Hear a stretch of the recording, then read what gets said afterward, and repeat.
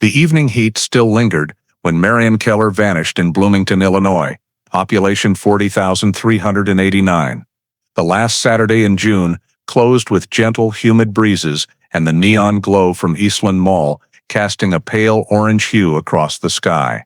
At 8:12 p.m., Marian's neighbor, Edna Mallory, waved through her kitchen window as the 26-year-old woman crossed the narrow strip of lawn separating their two modest ranch-style homes, carrying a shopping bag that still smelled of fresh paper. Marian was returning a family magazine that Mrs. Mallory had lent her earlier that evening, a magazine with a worn cover that the older woman had kept for nearly 2 decades. The elderly woman stood motionless at the sink, watching Marian's figure leave her house and minutes later, leave her own.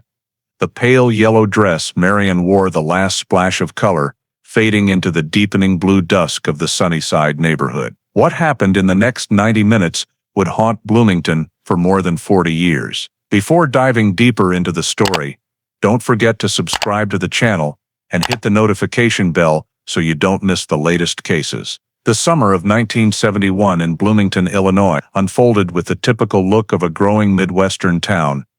Low red brick buildings interspersed with hardware and variety stores, wide streets running straight through quiet residential areas, and stifling late-day heat rising from the dark asphalt. Eastland Mall was then one of the busiest spots in the region, where families gathered in the late afternoon to shop or simply escape the heat. That afternoon, amid the stream of people leaving the mall, Marian Keller appeared with her young son, carrying a few household items and some pastries. Mother and son walked past the rows of glass doors, reflecting the golden light of the setting sun, and headed to the parking lot where Marian's blue Ford Galaxy was parked.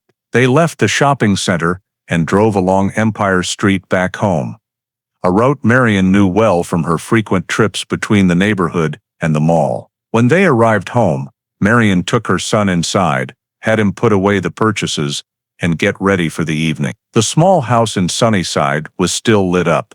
Neighbors saw the two of them enter as usual, with no sign of anything unusual or rushed. After everything was put away and her son was safely inside, Marian left the house again as daylight gave way to the darkness, slowly spreading over the rooftops. A nearby resident later recalled seeing Marian step out, lock her car, and walk calmly toward the alley leading to the main road, as if she were only stepping out briefly. From that moment, no one knows exactly where Marian went, but the fact that she did not return at the time the family expected began to raise alarm. The lights in the house remained on, her son was still inside, and when her husband returned home, he couldn't find Marian anywhere familiar. The family tried checking the places she might have gone, friends' houses, the nearby grocery store, the usual routes, but found nothing. When night had fully fallen, and all their own efforts failed, the Keller family decided to contact the Bloomington Police Department to report that Marian had not come home. The call went straight to the night desk, where officers stood 24-hour watch to take every community report. Marian's absence had already lasted longer than usual, and the family had checked all the usual places without result, so the information was received by police with greater concern than a typical missing person report. At headquarters, the duty officer opened the standard reporting form and began asking the standardized questions about the missing person, requesting the family provide a full physical description. Marian, age 26, average height, slender build, long brown SDH, last seen wearing the clothing she had on that afternoon at Eastland Mall. This description was recorded in detail in the file to assist with witness verification and search organization. Next, police asked for a list of Marian's usual travel habits, especially places she might go in the evening, to establish a reasonable radius of movement around the residence. The family said Marian did not typically stay out long once she was home for the afternoon and very rarely went far at night, especially with a young child. This was noted in the file because it heightened the unusual nature of the incident. Police then gathered information about the vehicle Marian had used that day. The family confirmed her blue Ford Galaxy was not at the house, meaning she had driven off in it when she left for the last time. This information was immediately flagged as high priority because locating the car could help narrow down the areas Marian had traveled that evening. After completing the personal description and vehicle details, the officer moved on to recording possible destinations Marian might have intended: nearby friends' homes, the grocery store on the Empire Street route, the area around Eastland Mall, or other places tied to her usual routine. Each location was added to a field checklist to be followed up the next morning. Police also asked whether Marian might have left Bloomington that same night, but the family confirmed there were no plans to travel beyond her normal range. The fact that Marian left no message, no note, and had not returned after many hours was considered the key factor that led authorities to open an official missing person case rather than log it as a single entry and wait. The duty officer completed the report with full details: Marian's description, the unusual nature of her absence, the missing vehicle, the list of areas to check, and the fact that the family had already verified locations before reporting.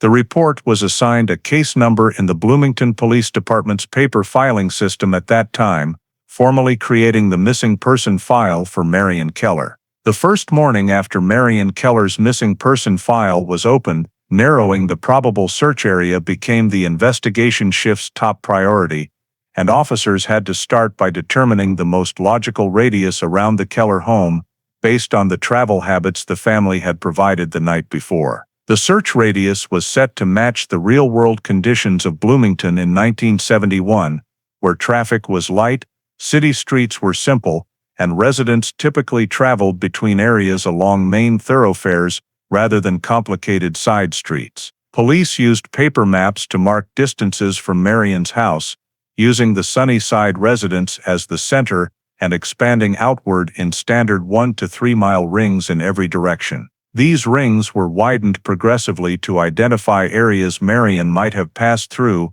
after leaving home the previous evening.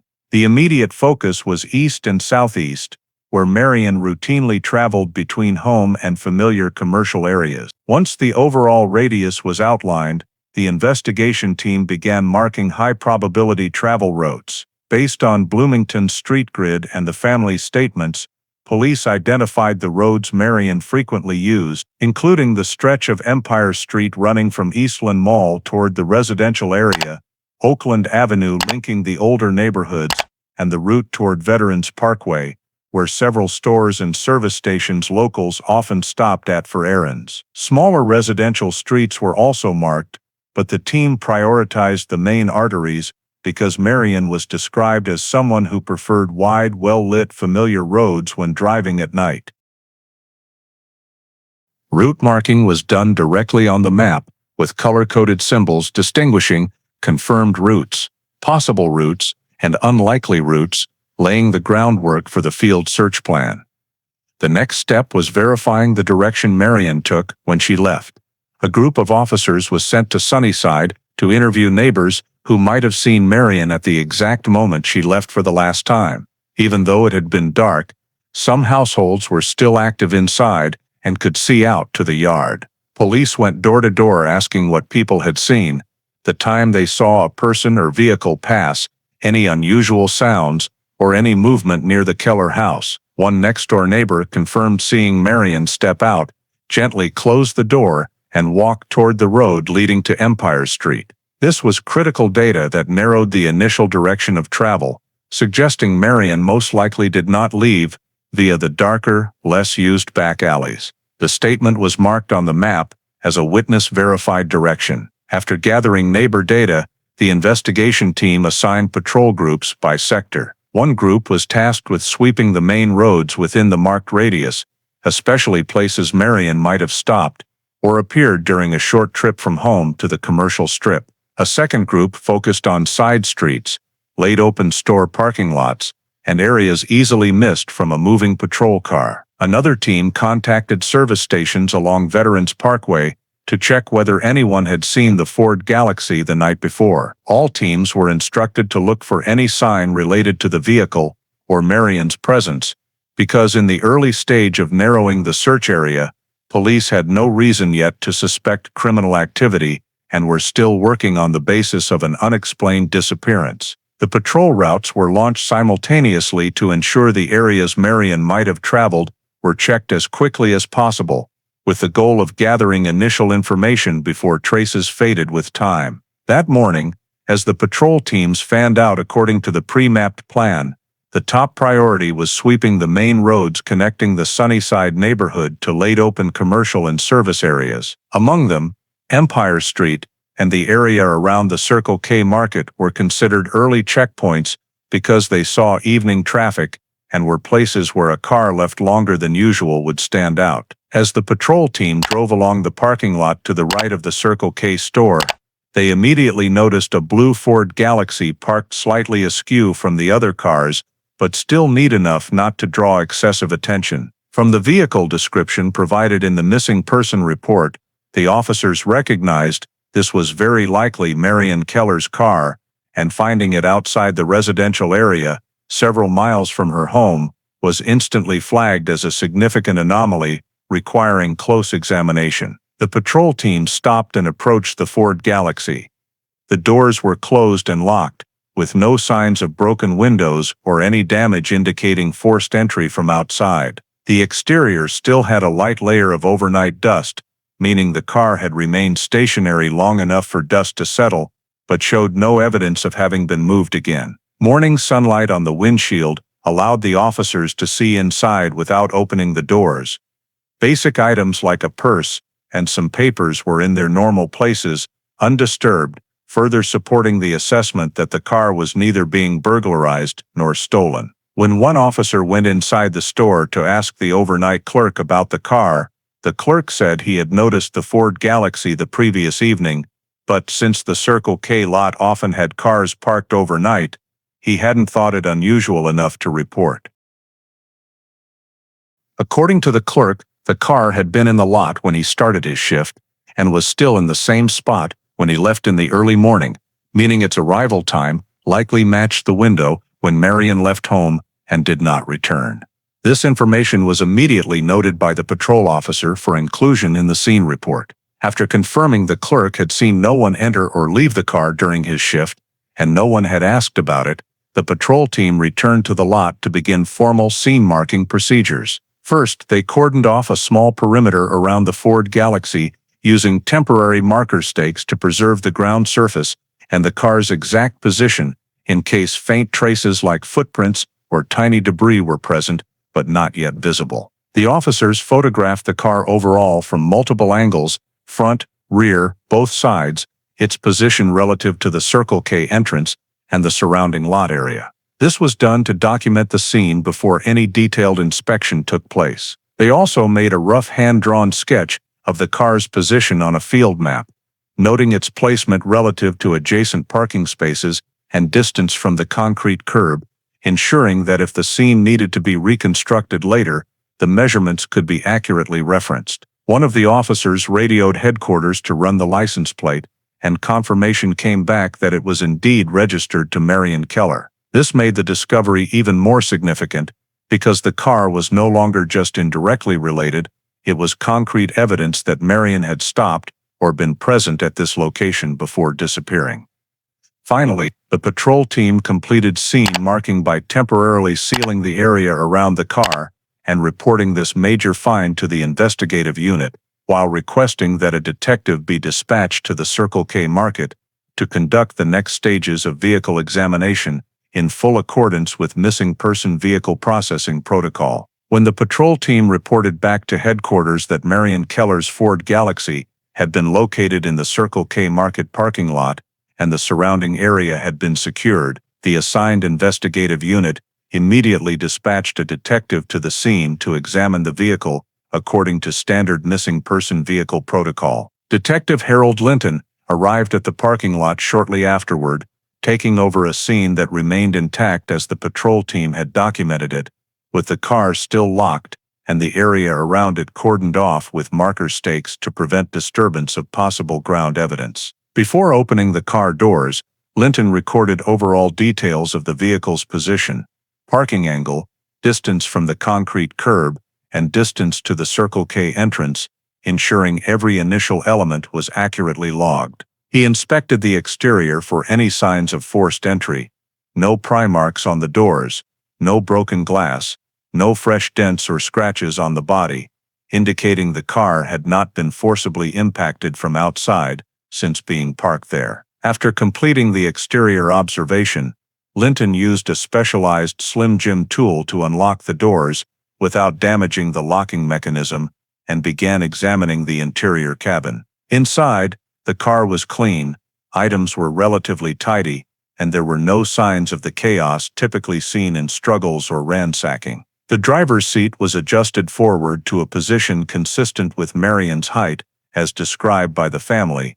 The dashboard showed no signs of being smashed or tampered with, and all controls remained in their normal state. Linton documented each of these details because if the car had been driven by a stranger or moved after Marian left it, traces would likely appear on the seat position or control surfaces.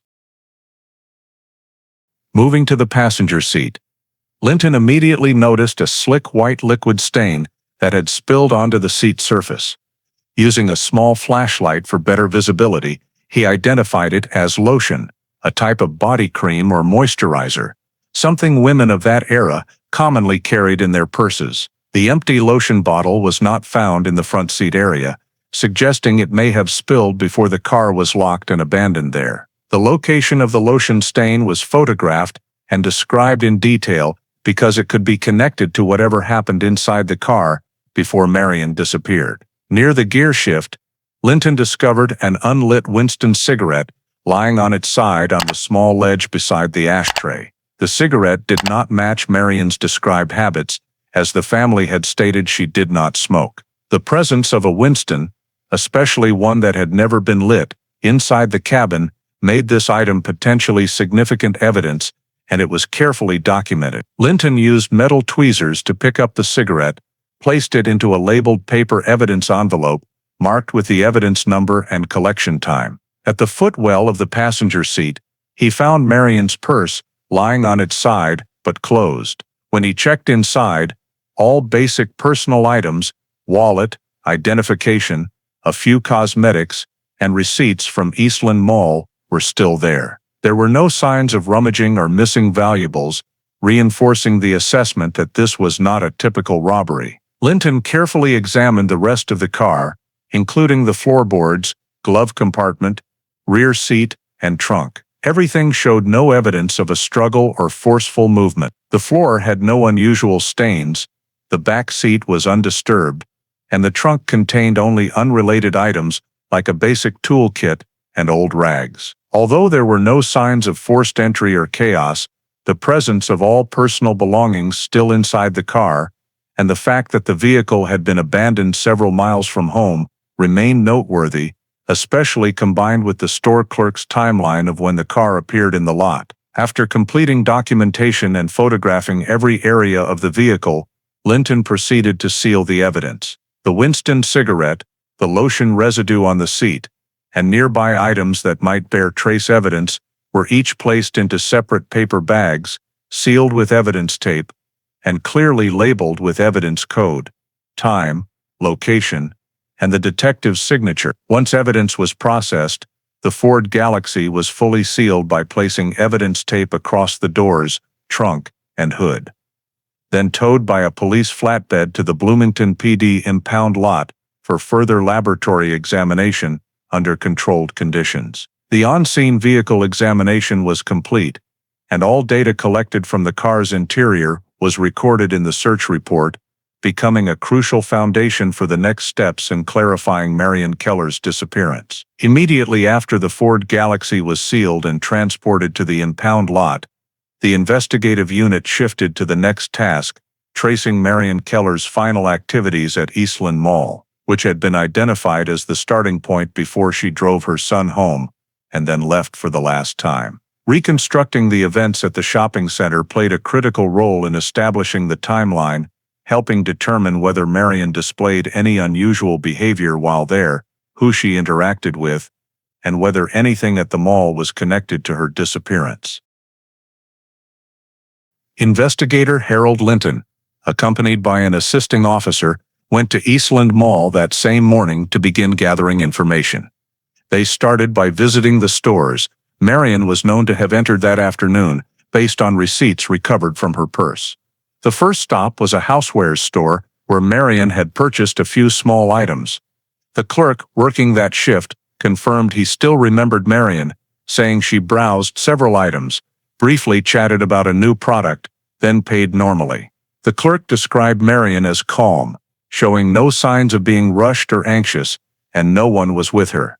The receipt from this store was cross-checked with the printed time, forming the first marker in the timeline being reconstructed. Next, the team went to the bakery where Marian had bought sweets for her son. Staff there also confirmed her visit, identifying her from the description and the time of purchase. Police noted that employees saw no one approach Marian in an unusual way or wait for her outside. These observations were added to the timeline map as the basis for subsequent steps. Linton then coordinated with mall management to retrieve still camera footage.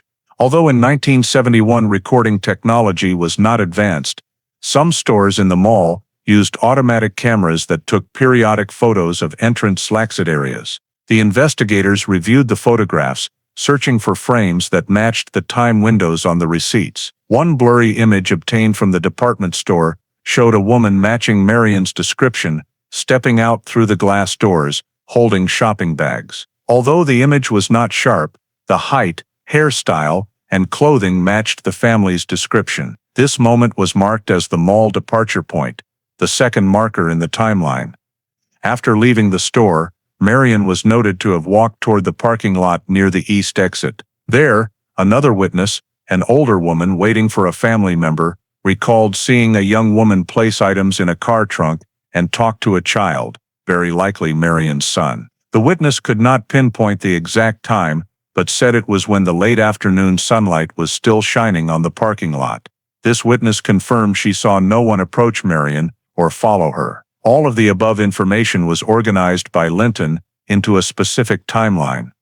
Marian left the housewares store, stopped at the bakery, then passed through the department store area and exited the mall via the east entrance. These facts aligned with the receipts in her purse and with descriptions from several independent witnesses, creating a consistent chain of events. Upon leaving the mall, Marian drove the Ford Galaxy with her son home via Empire Street, the usual route confirmed by the family. Investigators marked the mall departure time as still daylight, based on the witness statements and the still camera photo. The third timeline marker, after leaving the mall, was Marian's appearance in the Sunnyside neighborhood, confirmed earlier by neighbors. Thus, the sequence of events from Marian's time at Eastland Mall until she returned home was reconstructed relatively completely. She shopped normally, encountered no one suspicious, and displayed no unusual changes in behavior. This timeline was documented in the case file for comparison with events that occurred after Marian left the house that evening.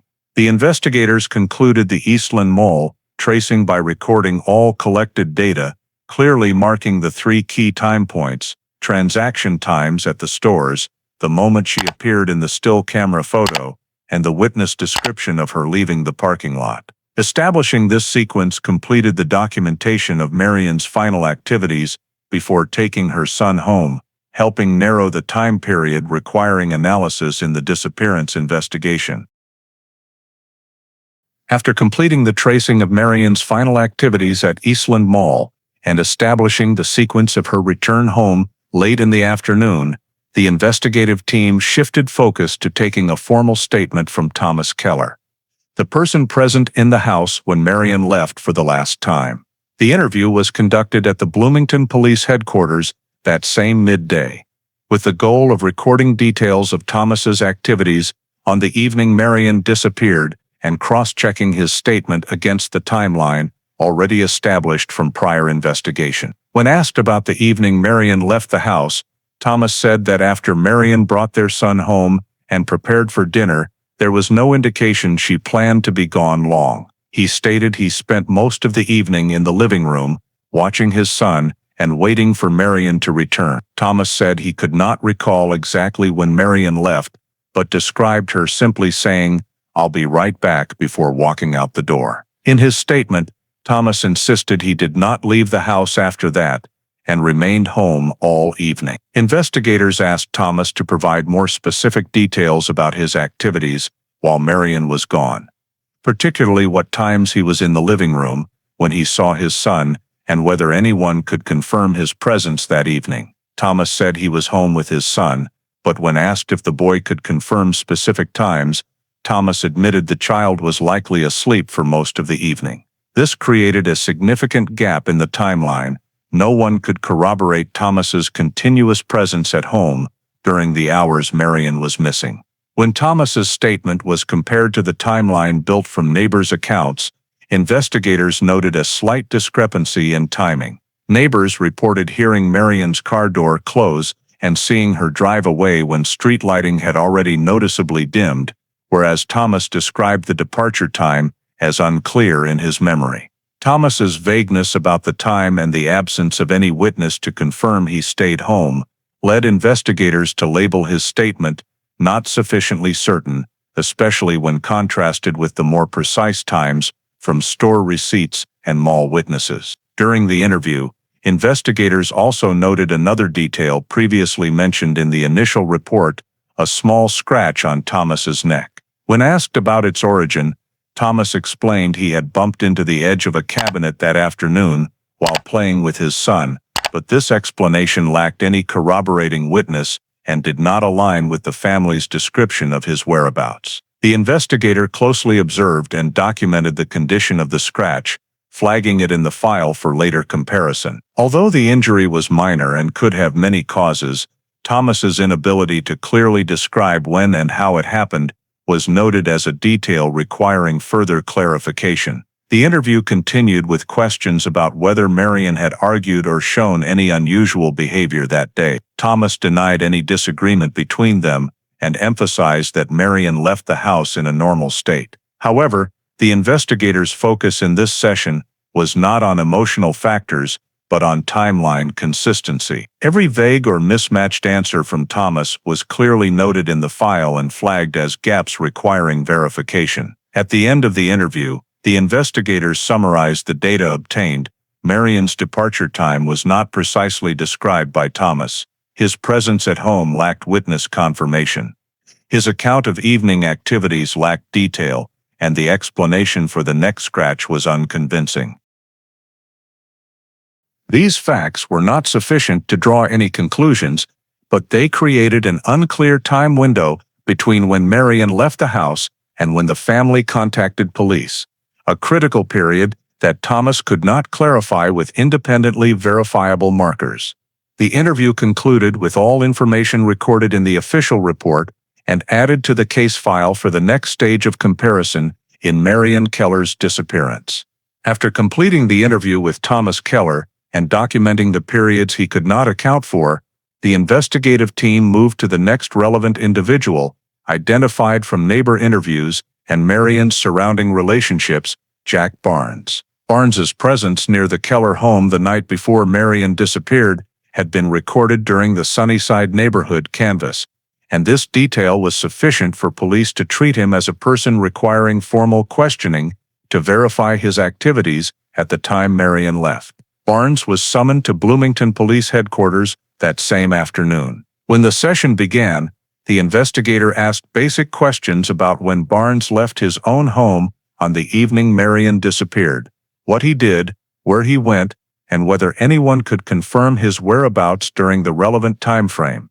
Barnes stated he spent most of the evening fishing at a lake east of Bloomington, describing his departure and return times very generally, without clear markers, only saying late evening. When asked if anyone saw him or went with him, Barnes replied he went alone and did not encounter anyone he knew at the lake, leaving his statement without any independent corroboration. The investigator asked Barnes to be more specific about the fishing trip, where he parked, what equipment he brought, whether he met anyone en route, but Barnes's answers remained vague, lacking concrete details and providing no verifiable points the team could check in the field. This was noted as an indication that the fishing alibi was not solid enough to rule out Barnes being elsewhere during the evening Marian disappeared. When asked about being seen near the Keller home the night before the disappearance, He did not deny it but described the incident as coincidence, saying he was simply passing through the area on his way to a friend's house nearby.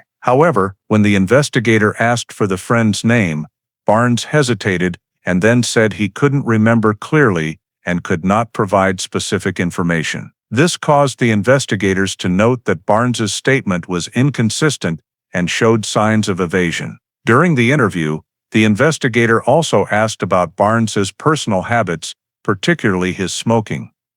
Barnes admitted he regularly smoked Winston cigarettes, the common brand he carried daily. This was immediately documented because during the search of Marian's car, the team had recovered an unsmoked Winston cigarette found near the gear shift. Although this match did not directly indicate criminal involvement, it was a significant piece of evidence to retain for comparison. The investigator asked Barnes to describe where he typically smoked in the car, outdoors, or in specific places. Barnes replied that he often smoked while driving or while setting up fishing gear. However, when asked if he had ever sat in Marian's Ford Galaxy or stood near it before, Barnes completely denied it, saying he had no reason to approach Marian's car. This denial was clearly recorded, as it would need to be compared with later investigative findings. When questioning turned to Barnes's relationship with the Keller family, Barnes said he had known Thomas for years through community activities and had met Marian a few times at mutual friends' gatherings, but was not close to her. The investigator noted that Barnes's demeanor when discussing Marian was guarded, and he provided few details, despite a neighborhood witness previously reporting seeing Barnes near the Keller home the night before Marian disappeared. To test consistency, the investigator re-asked Barnes about his reason for being in the Sunnyside area that night.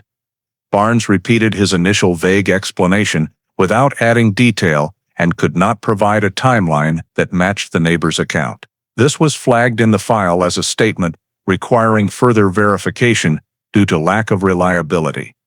At the end of the interview, the investigator compiled the key findings. Barnes provided no witness to confirm the fishing trip. His explanation for being near the Keller home lacked clarity.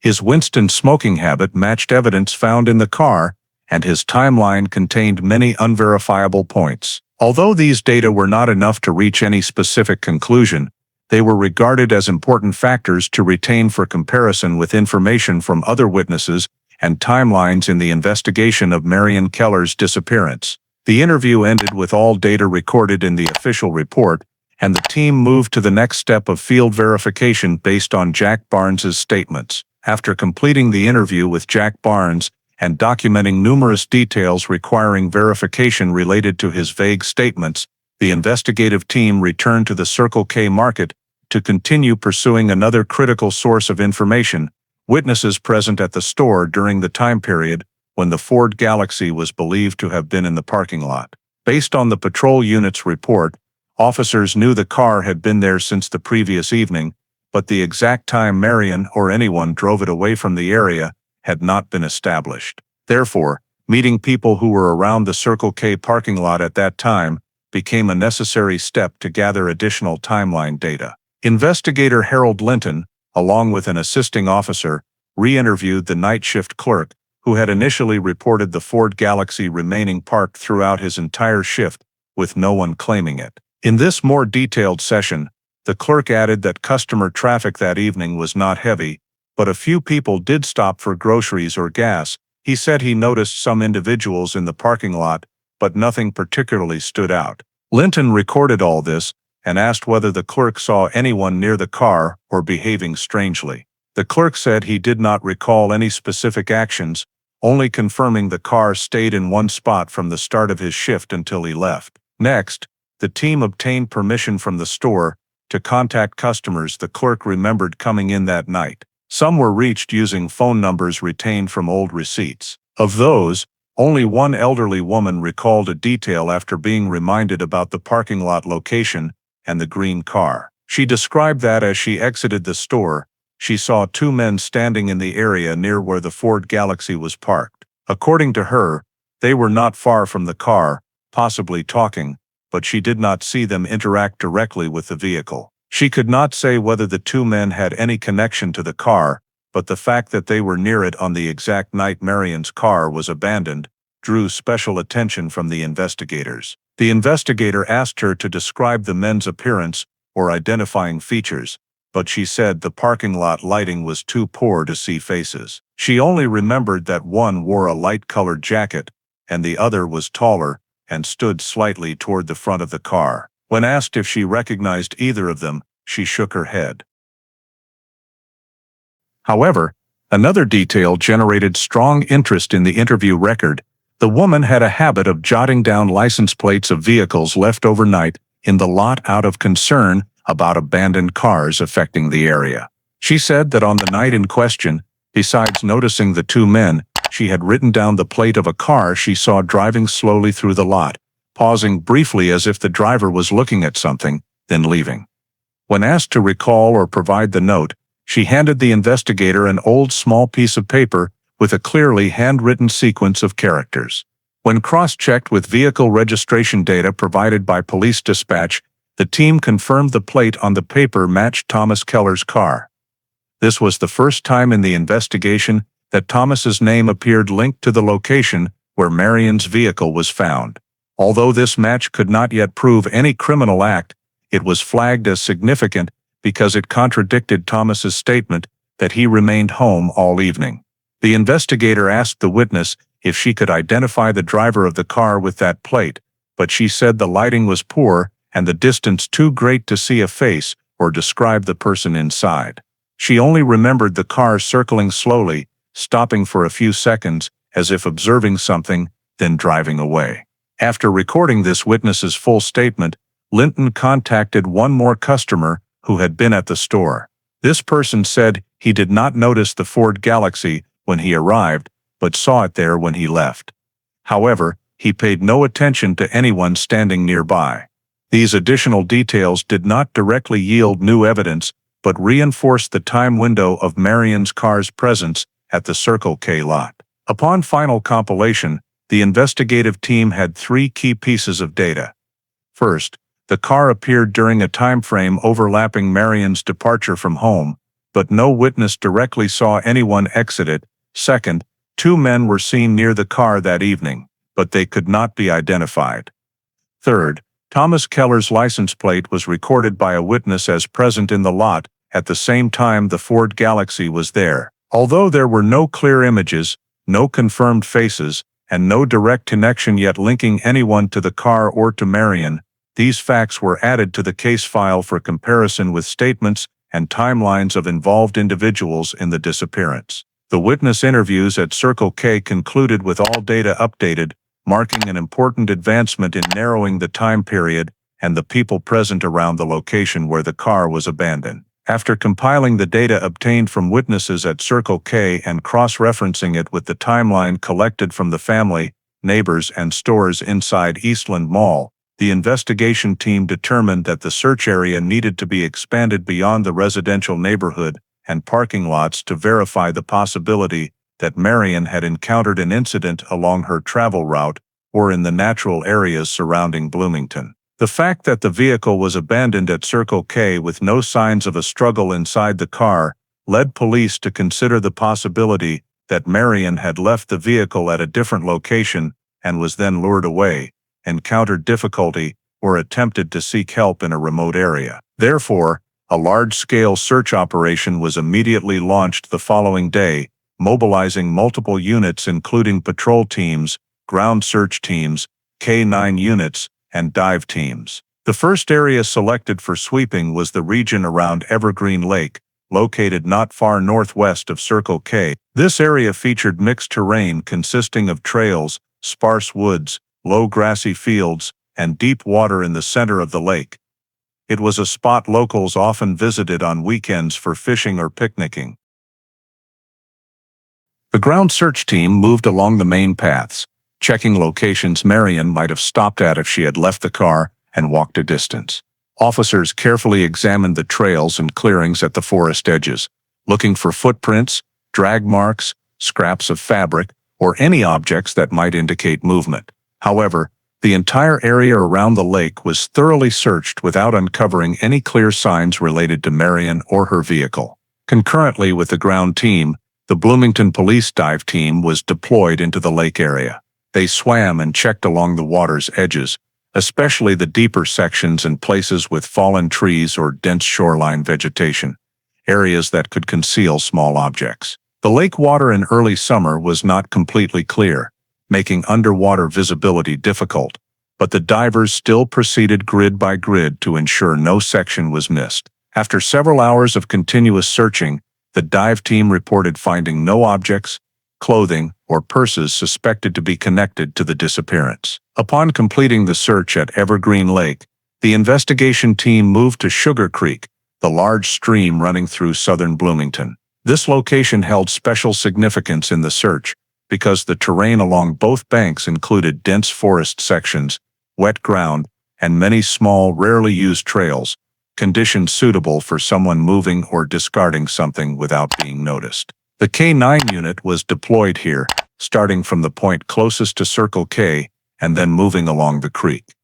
The dogs were given items from Marian's car, including clothing she had worn previously, to scent for any lingering traces. Although the dogs showed mild reactions in some sections near the creek, those reactions were not strong enough to establish a direction of travel or a specific location for Marian. Officers searched the trails along the creek banks, examining root systems, rock crevices, and large bushes, but found no signs of a struggle, dropped items, or any related evidence. As the search team moved farther south along the creek, they discovered a few faint footprints on damp ground, but these marks were too indistinct and lacked identifying characteristics. It was impossible to determine when they were made or by whom, so they could not be linked to Marian. Leaving Sugar Creek, the investigation team continued expanding the search into the scattered sparse forests around Bloomington, including the woods near Miller Park and wooded patches along suburban roads that people rarely visited at night. Search teams walked in parallel lines, maintaining even spacing to ensure nothing was missed. They checked every depression in the ground, large tree hollows, or piles of discarded trash, places where items were sometimes dumped. Throughout the search, no objects appeared indicating Marian had ever been in those areas. There was no clothing, no purse, no documents, and no signs of a struggle or disturbance on the ground. The dive team continued assisting in the deeper, slower-moving sections of Sugar Creek, where natural pools formed, but all efforts yielded empty results. While compiling findings, the team also re-examined the secondary roads connecting the residential area to Circle K, checking drainage ditches and small culverts along those routes, to rule out the possibility that Marian had been injured or fallen in a concealed spot. Although the search steps were systematic and covered a wide area, they all concluded without producing any leads that would narrow the investigation. When the first full day of searching officially ended, the investigation team reported that no body had been found, no clothing or personal belongings of Marian's had been recovered, and there were no clear signs that she had ever appeared in the natural areas around Bloomington after the moment her car was abandoned at the Circle K parking lot. This absence of results was recorded in the file as a significant data point within the vast area swept. There was no evidence that Marian had met with harm in any of the checked natural locations, forcing the investigation team to shift focus to human-related data and the timeline before the car appeared at the Circle K lot. After the large-scale search around Evergreen Lake, Sugar Creek, and the nearby forests of Bloomington yielded no trace of Marian, the investigation team returned to processing the personal items recovered during the examination of the Ford Galaxy to determine whether anything among those items might clarify why Marian left the car or the circumstances that led to the vehicle being abandoned at Circle K. The examination of Marian's belongings was conducted at the Bloomington Police impound lot, where the car had been sealed and transported from the scene. In a clean evidence room, investigator Harold Linton broke the seal on Marian's purse, the most important item remaining in the car, and examined its entire contents according to procedure. Marian's purse was placed on a metal table and opened layer by layer, with the condition of each item carefully documented. Inside the purse, Marian's wallet was intact, containing all her identification, bank cards, some cash, and receipts from Eastland Mall. There were no signs the wallet had been rummaged through or that anything was missing.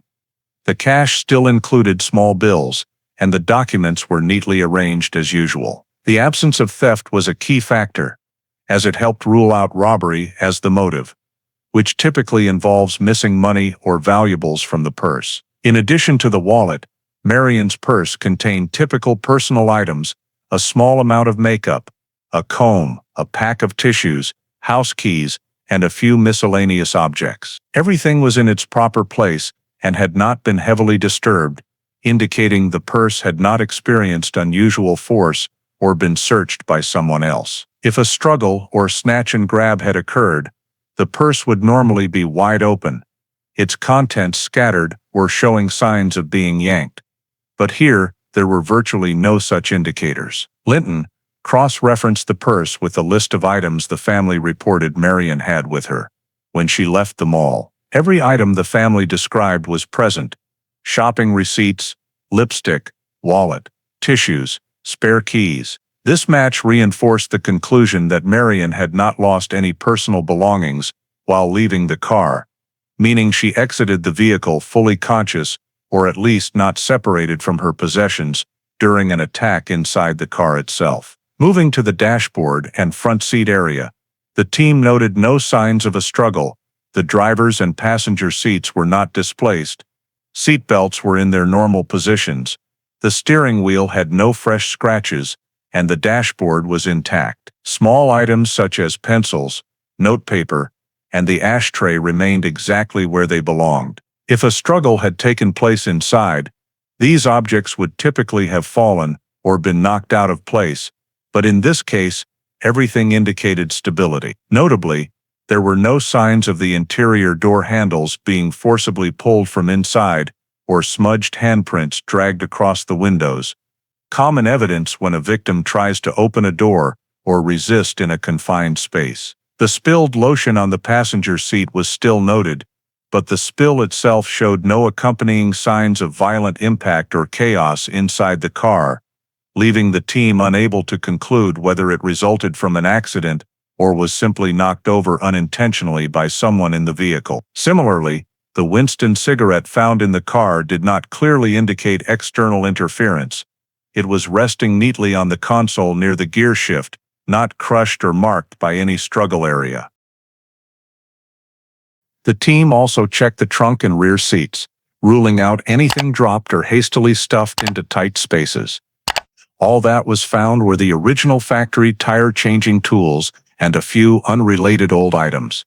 There were no unusual stains, no torn fabric, and no signs of objects being forced down.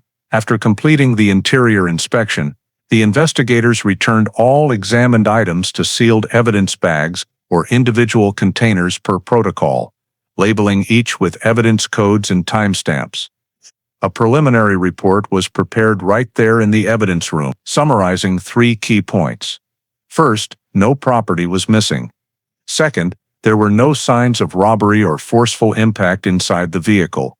And third, no evidence appeared of a struggle or resistance in the passenger compartment before the car was abandoned at Circle K. Examining Marian's belongings did not provide a specific reason explaining why she left the car or was forced to leave it, but it allowed the team to eliminate many possibilities and clarified that any incident involving Marian did not occur inside her own vehicle, thereby directing their attention to the next timestamps and locations in her journey before she disappeared. After completing the examination of Marian's belongings and confirming no signs of robbery or struggle inside the car, the investigation team moved to the next critical step, constructing timelines for individuals directly connected to the period when Marian left home and the Ford Galaxy appeared in the Circle K parking lot. The goal was to determine whether the statements of those individuals, particularly Thomas Keller and Jack Barnes, aligned with data collected from the scene, witnesses, and physical evidence, while also identifying gaps or inconsistencies in their accounts that could help narrow the scope of suspicion. Building the timeline began with Thomas Keller, whom the team had previously interviewed and whose statements contained multiple points not yet corroborated by witnesses. Thomas stated he remained home all evening, never leaving after Marian walked out the door, and simply stayed in the living room watching the child. However, to reconstruct Thomas's timeline, the team could not rely solely on his account, but had to combine it with objective data from neighborhood witnesses and information obtained at Circle K. According to neighbors, Marian was seen leaving after it had partially darkened, not long before witnesses heard a car door and saw headlights pulling away from the driveway onto the main road. This time window became the first marker the team used to compare against Thomas's statement. In Thomas's timeline, the period from when Marian left until the family grew worried about her absence relied entirely on his own description. Since their young son could not provide accurate confirmation, he was too small and had likely slept through most of the evening. This left Thomas's claim of being home lacking independent verification. The team noted that from the moment Marian left until she was reported missing, Thomas had no witnesses confirming he actually stayed inside. Even though the Sunnyside neighborhood home was not particularly isolated and neighbors could observe the entrance, this was flagged as a significant gap in Thomas's timeline. After finalizing Thomas's timeline, the team began constructing one for Jack Barnes. During his interview, Barnes stated he spent the evening fishing at a lake east of Bloomington. However, Barnes could not provide clear times for when he left or returned, nor was anyone able to place him at the lake or any location he described. The lack of corroborating witnesses and his vague statements meant Barnes's timeline rested almost entirely on unsupported claims. The team listed what Barnes said: he left home when it started getting dark and returned late at night. Both markers impossible to cross-check against any specific data. Barnes's timeline was considered the weakest among those involved, with two timelines now complete, one for Thomas with multiple gaps and one for Barnes with vague time markers. The team compared both against the only firm timestamp they possessed, when the Ford Galaxy was first seen by a witness at Circle K. The elderly witness at Circle K said she could not recall the exact time, but the car appeared in the lot while there was still enough light for her to notice it did not resemble the vehicles usually parked overnight, and her statement aligned with the conclusion that the car had arrived the previous evening, shortly after Marian left home. Combining data from store employees, the person who saw two men near the car, and the individual who wrote down the license plate of a car driving slowly around the lot, the team established that the Ford Galaxy appeared at Circle K within the window when Marian could have just left home or traveled only a short distance. When compared to Thomas's timeline, the car's appearance at Circle K created a major inconsistency. Thomas insisted he never left home all evening, yet the license plate recorded by the witness matched Thomas's car, showing that the vehicle he owned was present in the lot around the same time the Ford Galaxy arrived. This produced a clear discrepancy between Thomas's statement and the physical evidence at the scene. The team marked this point as severe timeline discrepancy. For Barnes, comparing his timeline to when Marian's car appeared revealed that his claim of fishing at the East Lake was insufficient to rule out his presence near Circle K, since the times he described for leaving and returning were far too general. His appearance near Marian's home the night before her disappearance, according to neighbors, made his timeline even more questionable. Thus, after completing both timelines and cross-referencing them with Circle K data, the investigation team clearly identified the inconsistencies.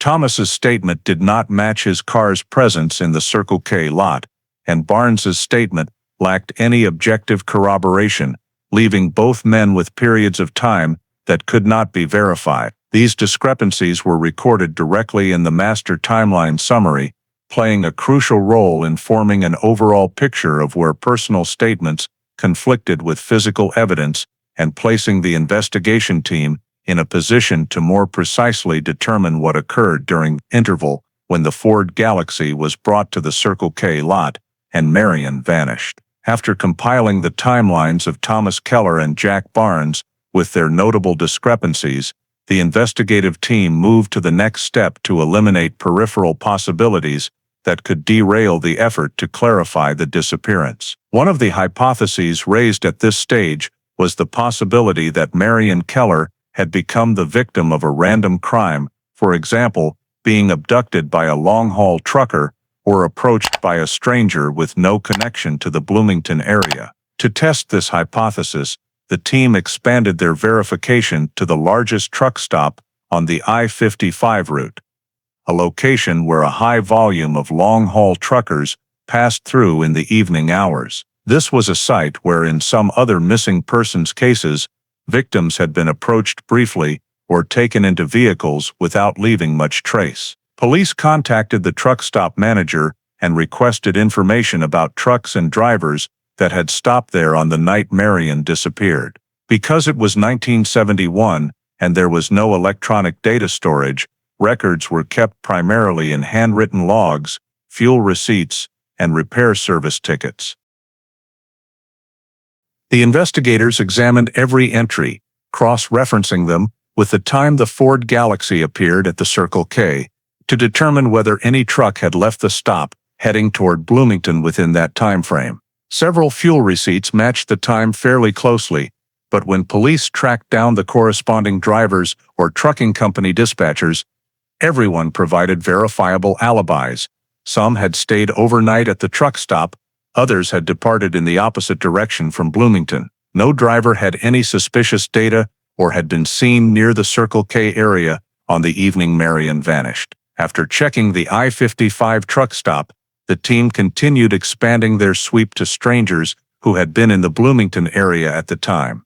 They contacted stores, gas stations, and small motels to ask about out-of-town customers, long-haul truckers, or unfamiliar passers-through. Police also quickly re-interviewed residents around the Circle K, but no one recalled seeing a stranger acting oddly or repeatedly appearing in the area. Even store owners who stayed open late remembered no customer fitting the description of a suspicious stranger because most of the evening traffic that night consisted of familiar local residents. To further bolster the data, the team cross-checked against police reports of harassment, car thefts, fights, or unusual behavior in Bloomington and surrounding areas in the days around Marian's disappearance. The sweep revealed no spike in unrest in the area and no reports of a stranger stalking residents or causing disturbances near the shopping center or on routes Marian regularly used. The investigators also gathered information on transients,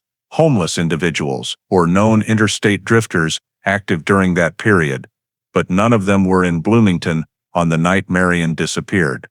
Or if they had passed through, they were documented at locations far from the Circle K at the critical time. One officer suggested checking the possibility that Marian had been abducted by someone driving through the Sunnyside residential neighborhood, but when cross-referenced with neighbors' statements about her departure from home, they noted no unusual noises, no unfamiliar vehicles parked nearby, and no one saw a stranger approach Marian as she left.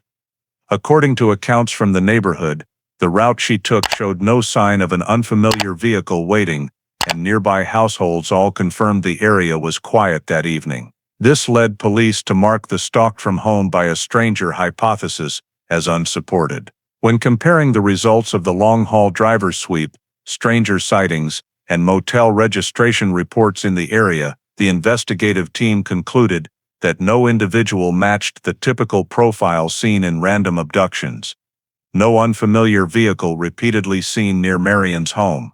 No stranger whose movements overlapped with the Ford Galaxy timeline. No one described as approaching or following women at the Circle K, and no signs of a struggle left in the car or surrounding area. These factors significantly reduced the likelihood that a stranger attacked Marian and took her elsewhere. Investigator Harold Linton noted in his report that all data checked regarding outsiders did not produce a valid investigative lead, while the most critical elements, the presence of Marian's car, the sighting of two men near the Ford Galaxy, Thomas Keller's license plate in the parking lot, and Jack Barnes's inconsistent statements, all pointed attention back to individuals familiar with Marian, who had direct contact with her before she vanished.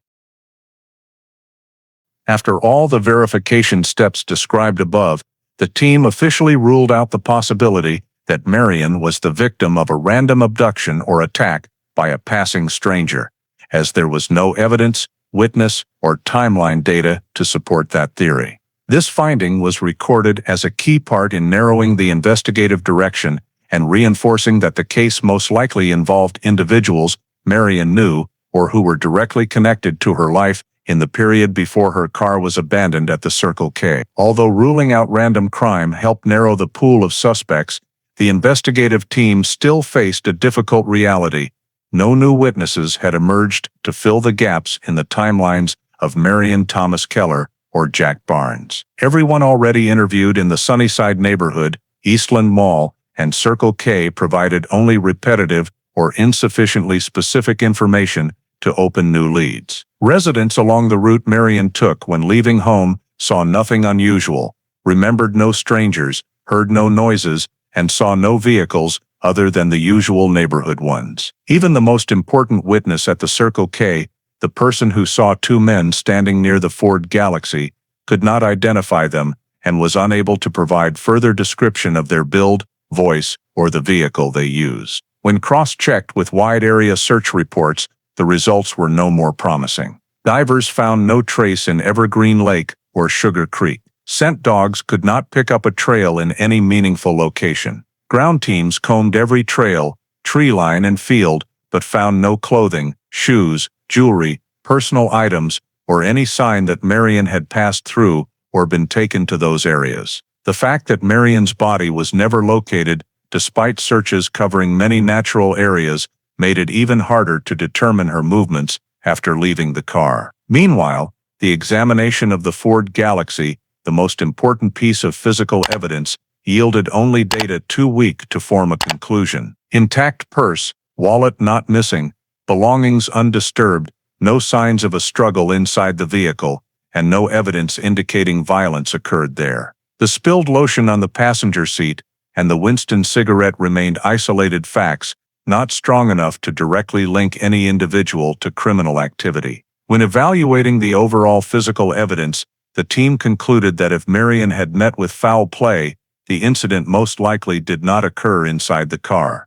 At the same time, the absence of a body or traces around the searched areas also ruled out a simple accident. This placed the case in a difficult position. There were abnormal indicators, but not enough evidence to establish a crime, let alone pinpoint where it happened. Compounding the issue were the suspicious gaps in the timelines of Thomas Keller and Jack Barnes, yet the team still could not reach any conclusion. Thomas's statements were vague but lacked direct contradicting physical evidence. Barnes's account lacked credibility, but also lacked proof that he approached Marian. The investigators determined that neither man could be ruled out as a suspect, but that alone was insufficient to obtain arrest warrants or file charges, because the law requires solid evidence, and this case completely lacked the basic elements. No direct witnesses, no physical evidence establishing violence, no body, and no clear signs of a crime. Surveys of roads, terrain, and locations Marian might have traveled yielded nothing. Tracing unfamiliar vehicles or transient individuals in the area produced no leads. Every initial clue, from the man seen near the car to the slow-moving vehicle with Thomas Keller's plates in the parking lot, could not be developed into accusatory evidence due to lack of corroboration. The Bloomington Police Department was therefore forced to re-examine the entire file from the beginning, but upon reanalyzing every layer of information, they realized there were no viable directions left to pursue. The most essential information, where Marian exited the car, why the vehicle was abandoned, and where she went afterward, remained undetermined. Ultimately, as 1971 drew to a close, the case fell into complete stagnation. No new evidence, no new witnesses, no crime scene traces, and no legal basis to proceed with any prosecution. The year-end summary report clearly stated that the disappearance of Marian Keller could not progress further due to the absence of key investigative elements. The case was officially recorded, as a missing person under suspicious circumstances, but did not meet the criteria to remain an active criminal investigation. The investigation was suspended, marking a prolonged period of deadlock in Marian Keller's file. When the investigation reached complete deadlock, with no feasible avenues left, the Bloomington Police Department was required to move Marian Keller's missing person case to inactive status. In accordance with procedure for files lacking new evidence, additional witnesses, and any specific criminal act that could be established. The first step in this process was to seal all physical evidence collected during the active investigation phase, including the purse, wallet, receipts, lotion sample from the passenger seat, unsmoked Winston cigarette, small items from the glove compartment, and notes regarding the vehicle's condition. All items were placed in craft paper bags or specialized boxes, sealed with evidence tape, and labeled with case number, date collected, location found, and the name of the handling investigator. This final sealing was performed at the police department's evidence storage room to ensure everything related to the disappearance remained preserved in its original state, ready to be reopened if new information surfaced later. At the same time, investigator Harold Linton completed the case summary, compiling the entire investigative process from the initial missing person report to the conclusion of the wide area searches. The report included verified timelines, interrogation results for Thomas Keller and Jack Barnes, witness data from the Circle K, vehicle examination details, and all search efforts in the natural areas around Bloomington. Each section was accompanied by notes stating that no evidence of violence or abduction was found, no body, no clear physical evidence at the scene, and no direct witnesses who saw Marian after she left home. In the overall notes section, Linton classified the case as suspicious disappearance, the term used when a victim vanishes under unusual circumstances, but insufficient grounds exist to open a criminal file. This classification accurately reflected Marian Keller's situation: disappearance during normal daily activities, car abandoned in an unexplained location, but lacking physical factors indicating a crime had occurred. Once the report was finished, the entire paper file was clipped together, assigned case number MPL 197010825, the code given on the day it was first received, and transferred to the Bloomington Police Department's temporary storage area pending formal handoff. The process of moving the file to long-term storage was completed at the end of 1971, when a department representative signed the transfer of the file to the McLean County Archives, where missing person cases and unsolved crimes likely to be revisited in the future are kept. At the McLean County facility, Marian's file was placed in the section for inactive cases, along with the correspondingly labeled evidence boxes. The documents were logged into the archive register by date, shelf location, and transfer condition. From that point forward, Marian Keller's file was officially removed from active investigation and could only be reopened if a new witness, new evidence, or an unexpected development gave police reason to re-examine it. Transferring the file to storage marked the end of the active investigation phase and the beginning of a years-long period in which Marian's disappearance remained an unanswered question in the McLean County records. In the years following the transfer of Marian Keller's file to the McLean County Archives, the Bloomington police occasionally received reports from residents in the area or nearby regions claiming they had seen Marian somewhere. These reports began appearing in the early 1970s and continued sporadically through the 1980s, each time requiring the agency to conduct verification even though the case was no longer active. One of the first reports came from a woman in Peoria who believed she had seen Marian at a local grocery store in late 1972. She described a woman who looked similar to Marian, accompanied by an older man. When police followed up, the woman in question was identified as a local resident who resembled Marian but had no connection to the disappearance. The report was noted as no match and closed. Not long afterward, another tip came from Southern Illinois when a gas station attendant reported serving a woman who seemed nervous at night and who he believed resembled the photo of Marian published when the case was fresh. However, when police visited the station, there were no records or additional witnesses to confirm the woman's presence. Another driver who had been at the station at the same time also said he saw no one matching the description. This case was classified as a false lead. In the 1980s, when media occasionally revisited long-term missing persons cases, a few more scattered reports surfaced. A man living near Springfield said he saw a woman who looked like she was being followed in a parking lot in the mid-1980s and thought she resembled Marian. But when police checked area records for that time period, no incidents were reported. Other people at the parking lot also did not recall anyone matching the description. The report was filed as no match. Another instance occurred when a normal resident reported believing Marian had worked as a waitress at a small diner on the outskirts of town in 1978. But when police investigated, the woman in question had been employed there for many years and had no connection to the case. Similarly, a sighting reported in Joliet was ruled out after the woman was identified as a local factory worker. The repeated verifications revealed a common pattern.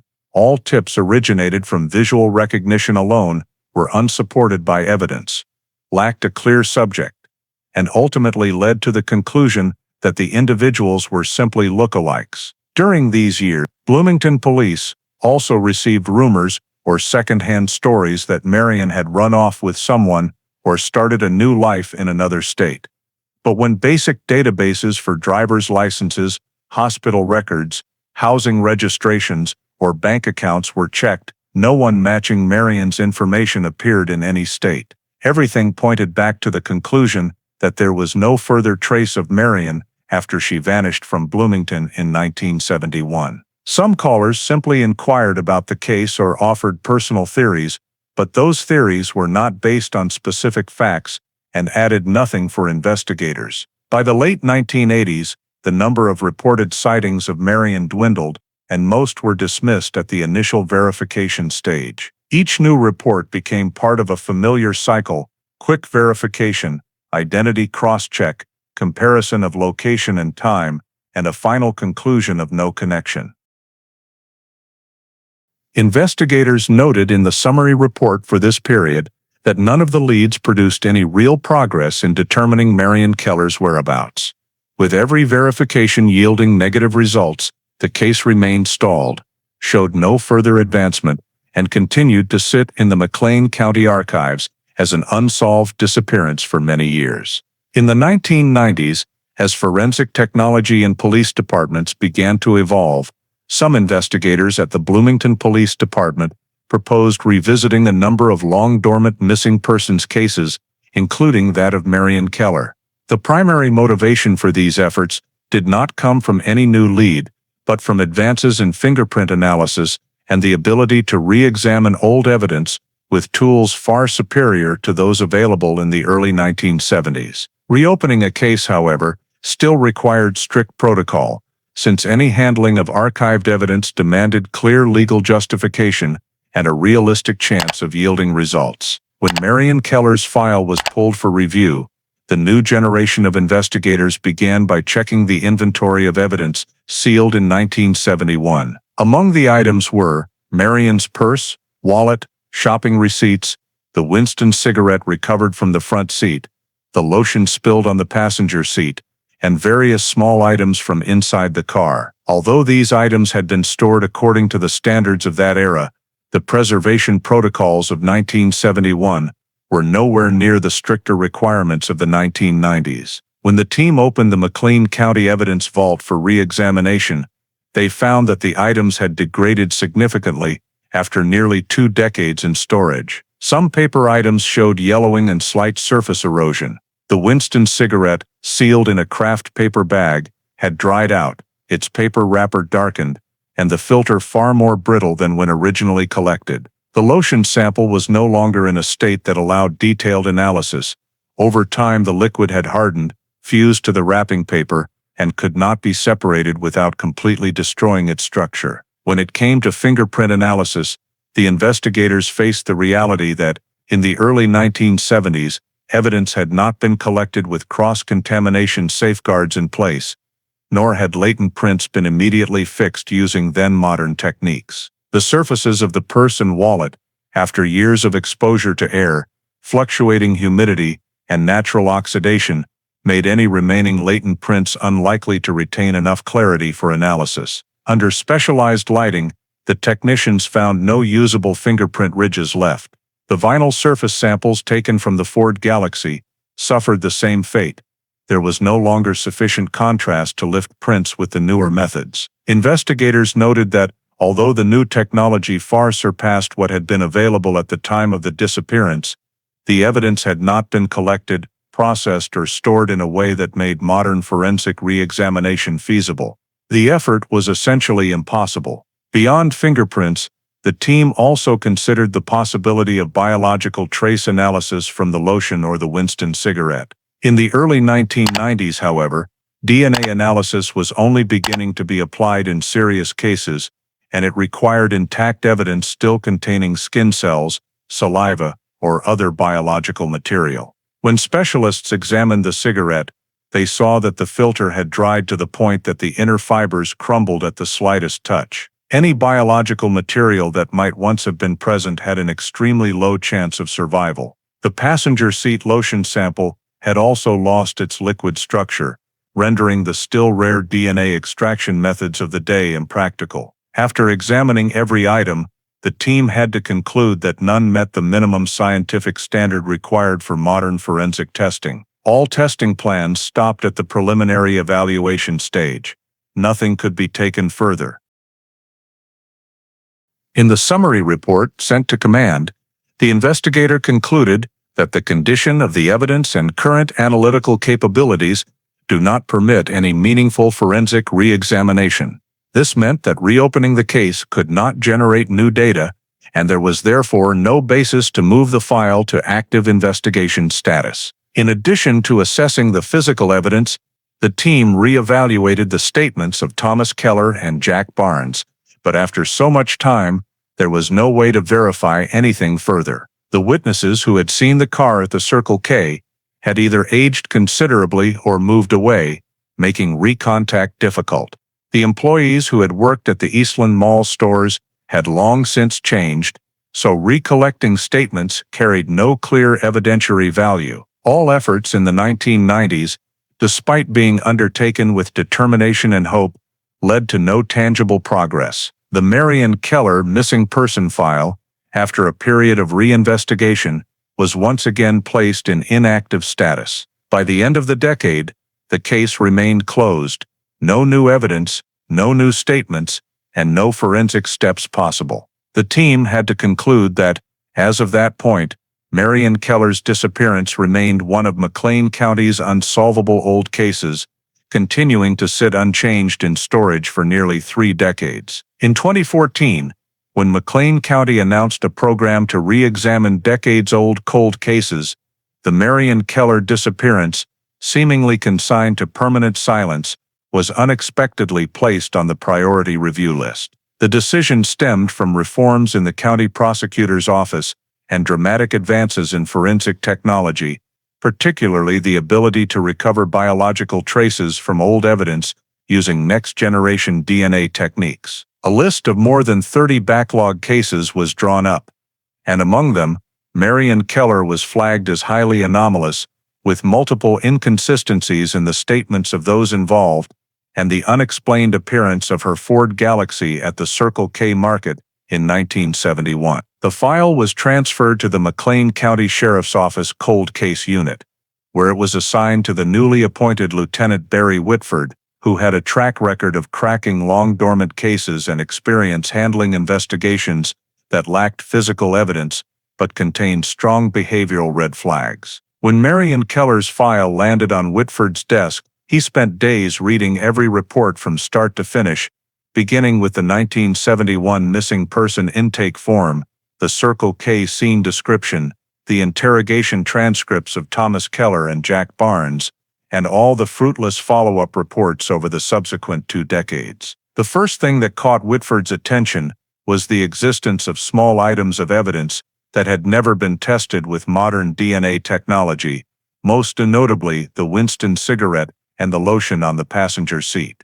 Both had been examined in the 1990s, but ruled out due to degradation and the limitations of the technology then available. By 2014, however, Illinois State Crime Labs possessed the capability to extract DNA from extremely low cell samples, even those that were dry, brittle, or decades old. Whitford determined that if there was any chance of breaking open the Keller case, it lay in those seemingly useless old items. After an internal meeting with investigators and forensic technicians, Whitford compiled a list of evidence to be pulled from storage and sent to the state lab. He also verified the chain of custody procedures to ensure the items sealed in 1971 remained intact, even if imperfectly preserved. On a morning in early March 2014, Whitford personally went to the McLean County Evidence Vault, an aging concrete building with rows of numbered metal cabinets dating back decades, to retrieve the Keller evidence.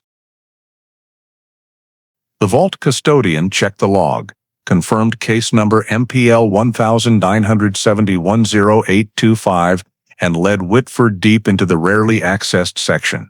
Inside the cabinet, the entire set of Marian's evidence was still in its original brown cardboard box, sealed with 1971 markings. Whitford carefully carried the box to the evidence check-in room, examined the remaining seals, verified Detective Harold Linton's old signature, and cross-referenced the inventory list. Inside were Marian's purse in a large craft bag, her wallet, receipts, keys, and makeup in separate bags, the Winston cigarette in small bag EV7114, the hardened lotion sample on wrapping paper labeled EV7103, and smaller car compartment items in a separate container. Upon inspection, Whitford noted significant degradation, but emphasized that this did not render the items useless to modern forensics. The Winston filter, though fragile, could still harbor epithelial cells or microscopic biological residue. The hardened lotion might retain skin cells or trace material if someone had handled it before it spilled. The purse, despite minor oxidation, could still yield latent prints or skin cell DNA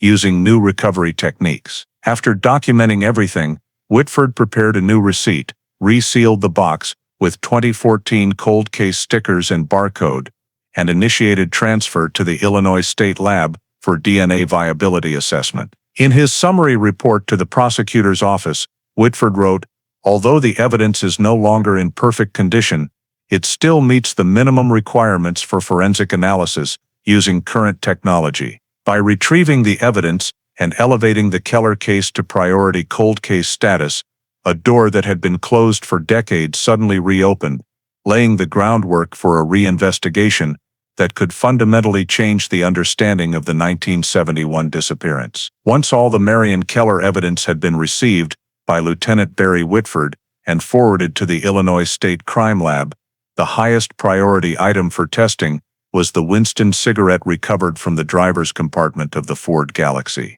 Despite the filter being dry and brittle and the paper wrapper darkened after more than 4 decades, the lab believed that with next-generation DNA extraction techniques, particularly methods designed to recover trace epithelial DNA, there was still a chance of obtaining usable genetic material. Technicians began by placing the Winston filter in a sterile chamber to prevent exogenous DNA contamination. Under a microscope, they searched for skin cells or microscopic biological traces that might remain among the filter fibers. After selecting a suitable portion, they performed cell lysis to release any DNA. Because the sample was so old, initial DNA concentration was extremely low, but PCR amplification and targeted gene segment enhancement allowed them to recover enough for profiling. Successfully obtaining DNA from a cigarette filter stored since 1971 was considered a significant achievement.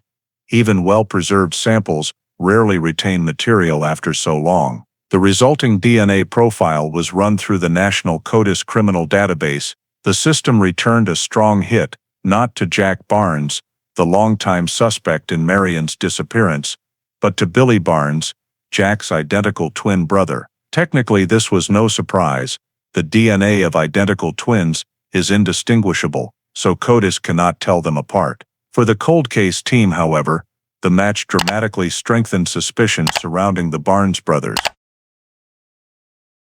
When the results reached Whitford, he spent hours analyzing every implication. The Winston found in Marian's car clearly did not belong to her. Her family had always insisted she did not smoke. The only person known to smoke Winston's who had been near Marian's home shortly before her disappearance was Jack Barnes. A DNA match to Billy did not exonerate anyone. Biologically, it implicated both twins equally. Several scenarios were laid out on Whitford's desk. 1. Jack Barnes smoked and left the cigarette. 2. Billy Barnes, for reasons unknown, was inside Marian's car on the night she vanished. Or 3. Both brothers were involved in some undetermined way. Regardless of which scenario was correct, the DNA proved one irrefutable fact. One of the Barnes twins had been in the driver's compartment of Marian's Ford Galaxy at a time very close to her disappearance. This was the first piece of physical evidence in over 40 years linking a specific individual to the case, and Whitford immediately treated it as a breakthrough. He cross-referenced the new data with the old file. Witnesses had seen 2 men near Marian's car at the Circle K. Thomas Keller's license plate had been in the parking lot. Jack Barnes had given a vague, uncorroborated story about going fishing alone, and neighbors had seen Barnes near the Keller home the night before Marian vanished. Previously, these were mere suspicions, insufficient for charges. Now, a concrete piece of evidence directly tied the Barnes twins to Marian's abandoned vehicle, suddenly giving all the old information far greater weight. At the lab, technicians confirmed the DNA match was absolute. No partial match, no statistical anomaly. It was a perfect hit to the profile of the Barnes twins already in CODIS due to Billy's later minor criminal conviction years after 1971. When the final report was returned to the McLean County Sheriff's Office, Whitford immediately scheduled a meeting with the prosecutor to present the new finding. Although DNA could not pinpoint whether Jack or Billy had left the cigarette, its evidentiary value remained enormous. The Winston was found inside Marian's inexplicably abandoned car, in the driver or front passenger position, a location behaviorally significant to the disappearance timeline. More importantly, there was no legitimate explanation for why either twins' DNA would be in that car, especially since neither Jack nor Billy had any documented close personal relationship with Marian beyond scattered witness mentions. In his written assessment, Whitford concluded that the Winston DNA result elevates suspicion against Jack Barnes to the highest level since 1971, while simultaneously expanding suspicion to include Billy Barnes, who had never before appeared in any statement. The inability of DNA to differentiate between the twins was a technical limitation, but for a case that had lacked evidence for decades, it represented a monumental leap forward.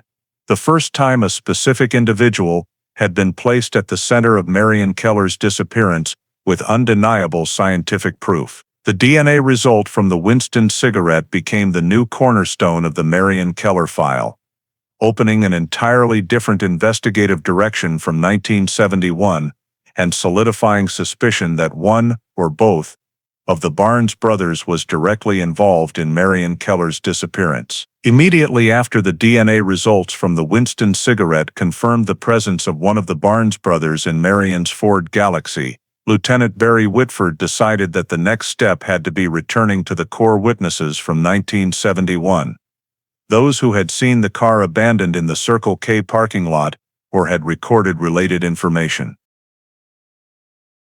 Even though more than 4 decades had passed, Whitford understood that re-interviewing witnesses was not just about testing memory. More importantly, it was about cross-referencing the new discovery with their old statements to determine whether any detail once overlooked had now become significant. His first stop was the home of the elderly witness who had originally provided information about 2 men standing near Marian's Ford Galaxy and who had written down the license plate of a car slowly driving through the parking lot on the night Marian disappeared. She was now in her 80s, but her mind remained sharp. When Whitford refreshed her memory about the case and showed her a recreated image of the 1971 Circle K lot, She immediately recalled the green car parked in an unusual spot, unlike the habitual parking of regular customers. Whitford asked about the old scrap of paper on which she had jotted the plate number. She admitted she no longer had the original note, but she clearly remembered that the characters she wrote that night matched Mr. Keller's plate, not some stranger from out of the area. When Whitford opened the file and read the character string aloud, she nodded firmly. Yes, I remember, because that was a plate I had seen many times before in the Sunnyside neighborhood. For the first time in 43 years, the witness unequivocally and without hesitation confirmed that a car bearing Thomas Keller's license plate had been at the Circle K on the evening Marian's Ford Galaxy was abandoned. Whitford then asked her about the two men she had seen standing near Marian's car. Although she could no longer identify faces, she described one as built like a laborer, kind of thin and tall, while the other was shorter and stockier. Though she could not directly link this description to the Barnes brothers, Whitford recorded every detail because it matched some earlier descriptions of Jack Barnes's appearance. Leaving the first witness, Whitford tracked down others who had lived or worked near the Circle K in 1971. A difficult process because many had moved away or passed away. Nevertheless, a few were still living in the Bloomington area and remembered fragments of the story from years before. One witness who had worked at a nearby gas station said that around that time, he had seen a man resembling Thomas Keller driving a car with Keller's exact plate cruising the area that evening.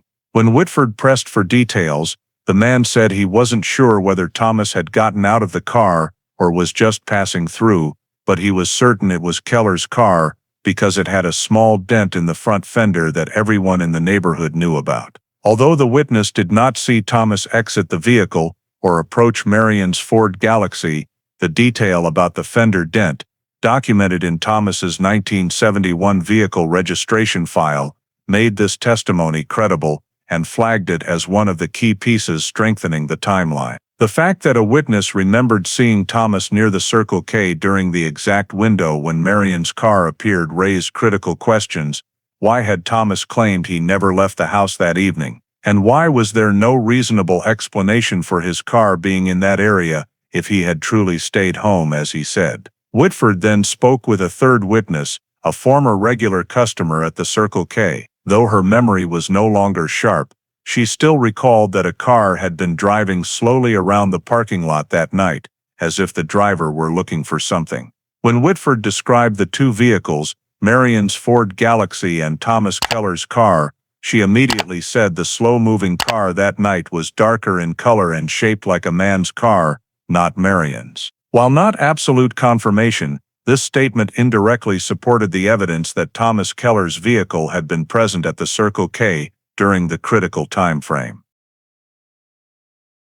Back at his office, Whitford compiled all the newly gathered statements into a reconstructed 1971 timeline. In it, he connected the data points: the time Marian left Eastland Mall, the time she dropped her child at home, the time neighbors saw her leave again that evening, the time her Ford Galaxy appeared in the Circle K lot, and the time witnesses saw Thomas's car circling the area. The most striking part of the reconstructed timeline was the overlap between the appearance of Marian's car and Thomas's car. When the two event sequences were placed side by side, Whitford saw that the gap in Thomas's alibi aligned almost perfectly with the period witnesses placed his car circling the Circle K. This rendered Thomas's claim of staying home all evening contradictory and unreliable. Jack Barnes's timeline, when re-examined, also showed comparable gaps, but the crucial difference was that the DNA from the Winston cigarette placed Barnes inside Marian's car in a way that could not be explained. With the new evidence reinforced through witness re-interviews, Whitford noted in his report, the 1971 statements, when cross-checked against the DNA data and the still-remembered descriptions, create a chain of events more consistent than ever before. The 1971 timeline, once considered fragmented and unsubstantiated, now had clear connecting lines linking witnesses, physical evidence, and the behavior of those involved, laying the groundwork for the next investigative step. After the 1971 timeline was strengthened by the DNA results, and reconfirmed witness statements, Lieutenant Barry Whitford decided to expand the investigation into the financial arena, an aspect often overlooked in old missing persons cases, yet critical in many crimes driven by profit motive. In Marian Keller's original file, the financial angle had barely been explored because no evidence at the time suggested an economic scheme. However, as Whitford reviewed all 1971 data and compared it to the behavioral patterns of potential suspects, he realized the need to re-examine every financial document related to the Keller marriage. He began by searching for life insurance policies taken out before Marian disappeared. Although paper records from the 1970s were incomplete, Whitford had the prosecutor's office subpoena records from insurance companies operating in Illinois at the time. After several weeks, a major Chicago insurer sent McLean County a set of archived microfilm records containing a copy of a life insurance policy in Marian Keller's name, signed just weeks before she vanished. When Whitford opened the photocopy, he immediately noticed the anomaly. The policy's value far exceeded the Keller's average household income at the time, and the sole beneficiary was Thomas Keller. The signing date showed the policy was finalized only 17 days before Marian disappeared, extremely close to the incident. This instantly raised a new question: why would Marian, who had no high income and no history of purchasing large life insurance policies, sign such a contract right before vanishing? Whitford continued reviewing the attached documents and discovered that the person listed as handling the paperwork and confirmation process was Thomas Keller, acting as the spouse assisting with the application. The question became whether Marian had actively taken out the policy herself, or whether Thomas had pushed, or even manipulated, the process. To verify, Whitford contacted the insurance company for transaction records and attempted to interview staff who had handled the file, though most employees from that era had retired or were unreachable. Eventually, he located one former employee, now over 70, who had worked at the branch in 1971. When Whitford showed him the policy copy, the man recalled meeting Thomas Keller during a consultation because he said he wanted to secure his family's financial future. Though the memory was not crystal clear, the former employee confirmed, "I don't remember the wife saying much. The husband did most of the talking." This was a crucial piece because it showed Thomas was the driving force behind purchasing the insurance, not Marian. Further checking Thomas's financial history, Whitford uncovered another significant layer. At the time of Marian's disappearance, Thomas was semi-unemployed and had been experiencing financial difficulties for months. Tax records and banknotes revealed lingering small debts, with household income largely dependent on money Marian earned from her part-time job at a local store. This further supported the possibility of a financial motive tied to the disappearance. Whitford then reviewed Thomas's bank deposits from 1971, 1972, but found no large sums appearing after Marian vanished. However, under the insurer's policy at the time, payout required legal proof of death. Marian had no body, no death certificate, and no legal declaration of death. This led Whitford to a key conclusion: if Thomas's motive was financial, the plan had failed because Marian was declared only missing, not dead. The fact that Thomas never collected the insurance money did not eliminate motive. On the contrary, it suggested the crime may have been calculated but did not unfold as intended. When Whitford placed the insurance policy into the overall timeline, suspicious coincidences emerged. The policy was signed less than 3 weeks before the disappearance. Thomas was the sole beneficiary. He participated directly in the signing process, while his statement about the night Marian vanished contained multiple contradictions with established facts. Moreover, a 2014 witness confirmed seeing Thomas's car at the Circle K during the exact window Marian's Ford Galaxy appeared, making his behavior even more suspicious in the context of a financial motive. In his supplemental investigative report, Whitford wrote clearly, "The existence of a life insurance policy signed immediately before the disappearance and naming Thomas Keller as the sole beneficiary establishes a clear, substantial financial motive that aligns with the contradictions in his statements. Taken together, these facts place Thomas in a position of higher suspicion than ever before. With the new financial investigation findings, the Marian Keller case entered an entirely new phase, one in which motive, behavior, and scientific evidence were beginning to converge in the same direction. Lieutenant Barry Whitford understood that after the DNA from the Winston cigarette placed the Barnes brothers firmly in the suspect orbit, and the financial investigation revealed Thomas Keller had a clear motive, the mandatory next step was a direct interrogation of Jack Barnes, the person most likely to have had contact with Marian on the night she disappeared. Prison records showed Barnes had left Illinois in the late 1970s and by 2014 was living south of Atlanta, working odd jobs at a small auto shop. After coordinating with the Fulton County Sheriff's Office, Whitford and a McLean County detective traveled to Georgia to serve a valid subpoena. When they arrived at Barnes' residence, a mobile home beside a highway, he was wary but not resistant and agreed to come to the local sheriff's station for questioning. Entering the interview room, Barnes appeared restless, both guarded and weary, as if he understood that the 1971 story had finally caught up with him. Whitford began with basic questions. Where was Barnes the night Marian disappeared? Did he have any contact with her car? Was he at the Circle K lot? As in previous years, Barnes repeated the old story. He had been fishing, alone, couldn't remember exact times, didn't see anyone, and never went near the Circle K. But Whitford did not stop there. When he showed photographs of the Winston cigarette recovered from Marian's car and the DNA report matching one of the Barnes twins, Barnes's expression changed noticeably. Not panic, but a flash of recognition that the old story no longer held. Whitford continued with witness data: 2 men near the car, Thomas's car at the Circle K, and Barnes being seen near the Keller home the night before the disappearance. After several minutes of tense silence, Barnes began shifting his answers. He denied sitting in Marian's car, but admitted that night there was more going on than I ever told the police. Whitford kept his tone even and asked Barnes to clarify. For the first time in over 4 decades, Barnes revealed a detail never before in the file. Thomas Keller had offered him money, about $50,000, to take care of the situation with Marian. When Whitford asked him to confirm, Barnes repeated almost verbatim, "He told me I'd get 50 grand if I would remove Marian from his life." Whitford pressed for specifics.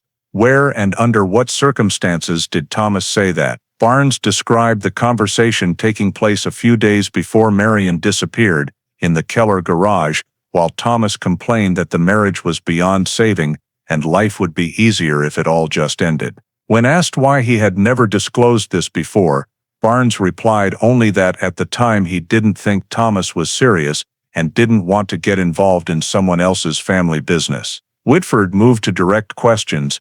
"Did you harm Marian?" Barnes denied it immediately and emphatically. "I never touched her. I didn't do anything. I didn't kill anybody." When asked why the Barnes brothers' DNA was in the car, Barnes shifted blame to Billy. "It could have been Billy, but not me. I don't know what Billy did." That answer raised further suspicion because Billy had never appeared in any 1971 statements. Whitford continued pressing with possibilities. "Did you accept money from Thomas to help him?" Barnes shook his head but avoided eye contact. He said that after Thomas made the offer, he turned it down. However, Barnes also revealed that Thomas had kept complaining about Marian in the final weeks, saying she wanted to leave, they fought all the time, and everything was falling apart. These details perfectly matched the financial motive Whitford had just established through the insurance policy. Under the pressure of DNA, witnesses, and the timeline, Barnes gradually admitted small but directly relevant points. He had been near the Keller house multiple times the week before Marian disappeared.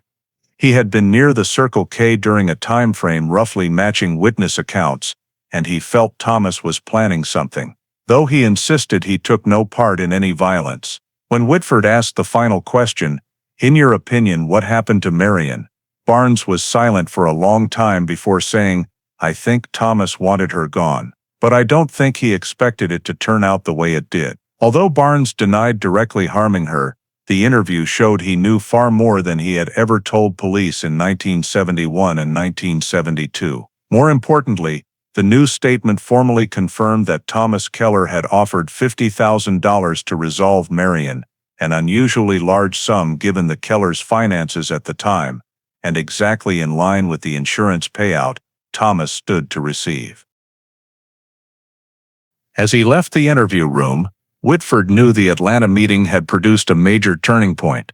Barnes might not have confessed to direct involvement, but he had provided a critical confirmation. Thomas Keller had offered payment for Marian to disappear. That statement not only aligned perfectly with the financial evidence, but shifted the entire investigation into deeper territory. Territory no one had been able to reach in over 4 decades. Immediately after the interrogation of Jack Barnes in Atlanta, Lieutenant Barry Whitford returned to McLean County with a critical mission to cross-reference everything Barnes had just revealed against the 1971 case file, in order to determine the reliability and fit of every detail in the statement. This step demanded absolute precision, because even one major inconsistency could brand Barnes's account as fabricated or an attempt to minimize his own role. Whitford began by placing Barnes's new statement onto the same timeline that had been reconstructed after witness interviews, DNA analysis, and financial investigation. The first discovery came when he compared the information Barnes provided about Thomas's $50,000 offer. In the old file, there was not a single line indicating that Thomas had asked anyone to take care of Marian. However, when Whitford reviewed the 1971 neighbor reports, he recalled that one witness had said Marian appeared frightened after hearing Jack Barnes's voice in the Keller yard a few days before she vanished. That detail, previously dismissed as insufficiently weighty, now made far more sense when paired with Barnes's new account of a private conversation between Thomas and himself in the Keller garage. This was the first match. Next, Whitford examined Barnes's claim that Thomas constantly complained about Marian and said everything would be easier if she just disappeared. In the 1971 file, Whitford found a statement from one of Thomas's old friends who had said Thomas felt trapped in the marriage. At the time, police did not consider it suspicious. Marital stress was common. But when combined with Barnes's new testimony, the picture became clearer. Thomas's dissatisfaction was not merely private griping. It could be the foundation of a deliberate motive. Whitford continued cross-checking the detail in which Barnes described Thomas proposing a plan so Marian would no longer be in his way. In the old file, investigator Harold Linton had noted that when Thomas was asked about his marriage, he evaded the question and gave vague answers. There had been nothing more to pursue at the time, but that evasion now aligned with someone trying to conceal illicit thoughts or plans. The cross-checking continued with a key timeline point, the moment Barnes admitted to being near the Keller house and near the Circle K that week. Reviewing the 1971 maps and timeline, Whitford confirmed that Barnes lived only a short distance from the Sunnyside area, and his usual route completely overlapped with the directions to both the Circle K and the neighborhood. The Circle K witness had said she saw 2 men near the Ford Galaxy, and although she could not identify faces, described one as thin and taller than the other, a partial match to the physical description of Jack Barnes recorded by police in the early 1970s. This was the third piece of new testimony corroborated by the old file. Another point in Barnes's statement was his claim that he didn't think Thomas was serious about the $50,000 offer. When Whitford checked the recovered financial records, he saw that the insurance policy Marian signed just weeks before her disappearance was worth almost exactly the amount Barnes mentioned. This evidence showed Barnes could not have invented such a coinciding figure unless a real conversation with Thomas had taken place. Yet another detail Barnes provided was that he had been near the Keller house multiple times the week before Marian disappeared. Cross-referencing the file, Whitford found a statement from a teenager who lived nearby who said he had seen Barnes talking to Thomas almost every night that week. That statement had been disregarded for lack of corroboration, but it now became one of the strongest matches with what Barnes told them in Atlanta. Whitford also checked the part of Barnes's timeline where he claimed to be fishing alone. Although Barnes continued to repeat this alibi, the 1971 file clearly recorded that no witness at the lake confirmed seeing Barnes on the night Marian vanished. Barnes clinging to an uncorroborated story did not weaken his new statement. On the contrary, it reinforced the assessment that Barnes was only maintaining his denial of direct involvement, while everything else he revealed aligned with the file to a degree that could not be coincidence. The next part Whitford examined was Barnes's statement that Thomas wanted Marian gone. When compared to the pattern of financially motivated crimes from that era, Whitford found an almost perfect fit: a high-value insurance policy signed days earlier, marital discord, personal financial pressure, and the appearance of a third party who could carry out or assist the act. When he tallied all the matches, Whitford noted at least 6 points in Barnes's new statement that fit tightly with 1971 evidence. Facts that had previously been scattered and hard to connect, but suddenly formed a coherent sequence when placed in the same framework as Barnes's account. Finally, Whitford concluded in his internal report, Jack Barnes's statement, while denying direct involvement, aligns with so many points in the original file that it cannot be considered random. The fact that previously disconnected pieces of information from 1971 now fit together demonstrates that the 2014 interrogation statement has high reliability and is consistent with the recovered objective evidence. With that conclusion, Barnes's statement was officially added to the list of valuable investigative material, and for the first time in over 40 years, the Marian Keller case was no longer a string of disconnected facts, but a logically connected system of events. After completing the cross-referencing of Jack Barnes's new statement with the entire 1971 file and confirming the significant alignment between the facts,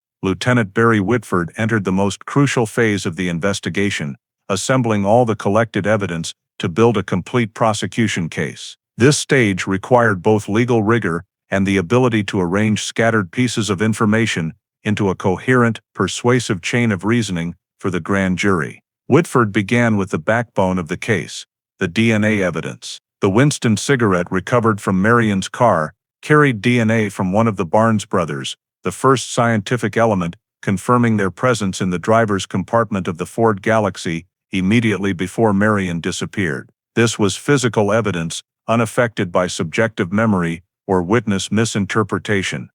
It directly tied an individual to the key crime scene. Placing this DNA evidence at the center, Whitford began linking the other pieces around it. The second group of evidence was Jack Barnes's 2014 statement in Atlanta. For the first time since 1971, Barnes admitted that Thomas Keller had offered $50,000 to take care of Marian. This information not only matched the financial records, but also aligned with the vague descriptions in old witness statements about marital conflict and Thomas's prolonged dissatisfaction before Marian vanished. Although Barnes did not confess to direct participation, his statement introduced the element of hiring someone else, an investigative avenue never explored in the initial phase. The third group was the Circle K witness statements. Although she could not identify faces, the 1971 witness was certain she had seen two men near Marian's car on the exact night it was abandoned. She also confirmed Thomas Keller's car was in the parking lot, a detail she had handwritten at the time and which was re-verified in a new interview.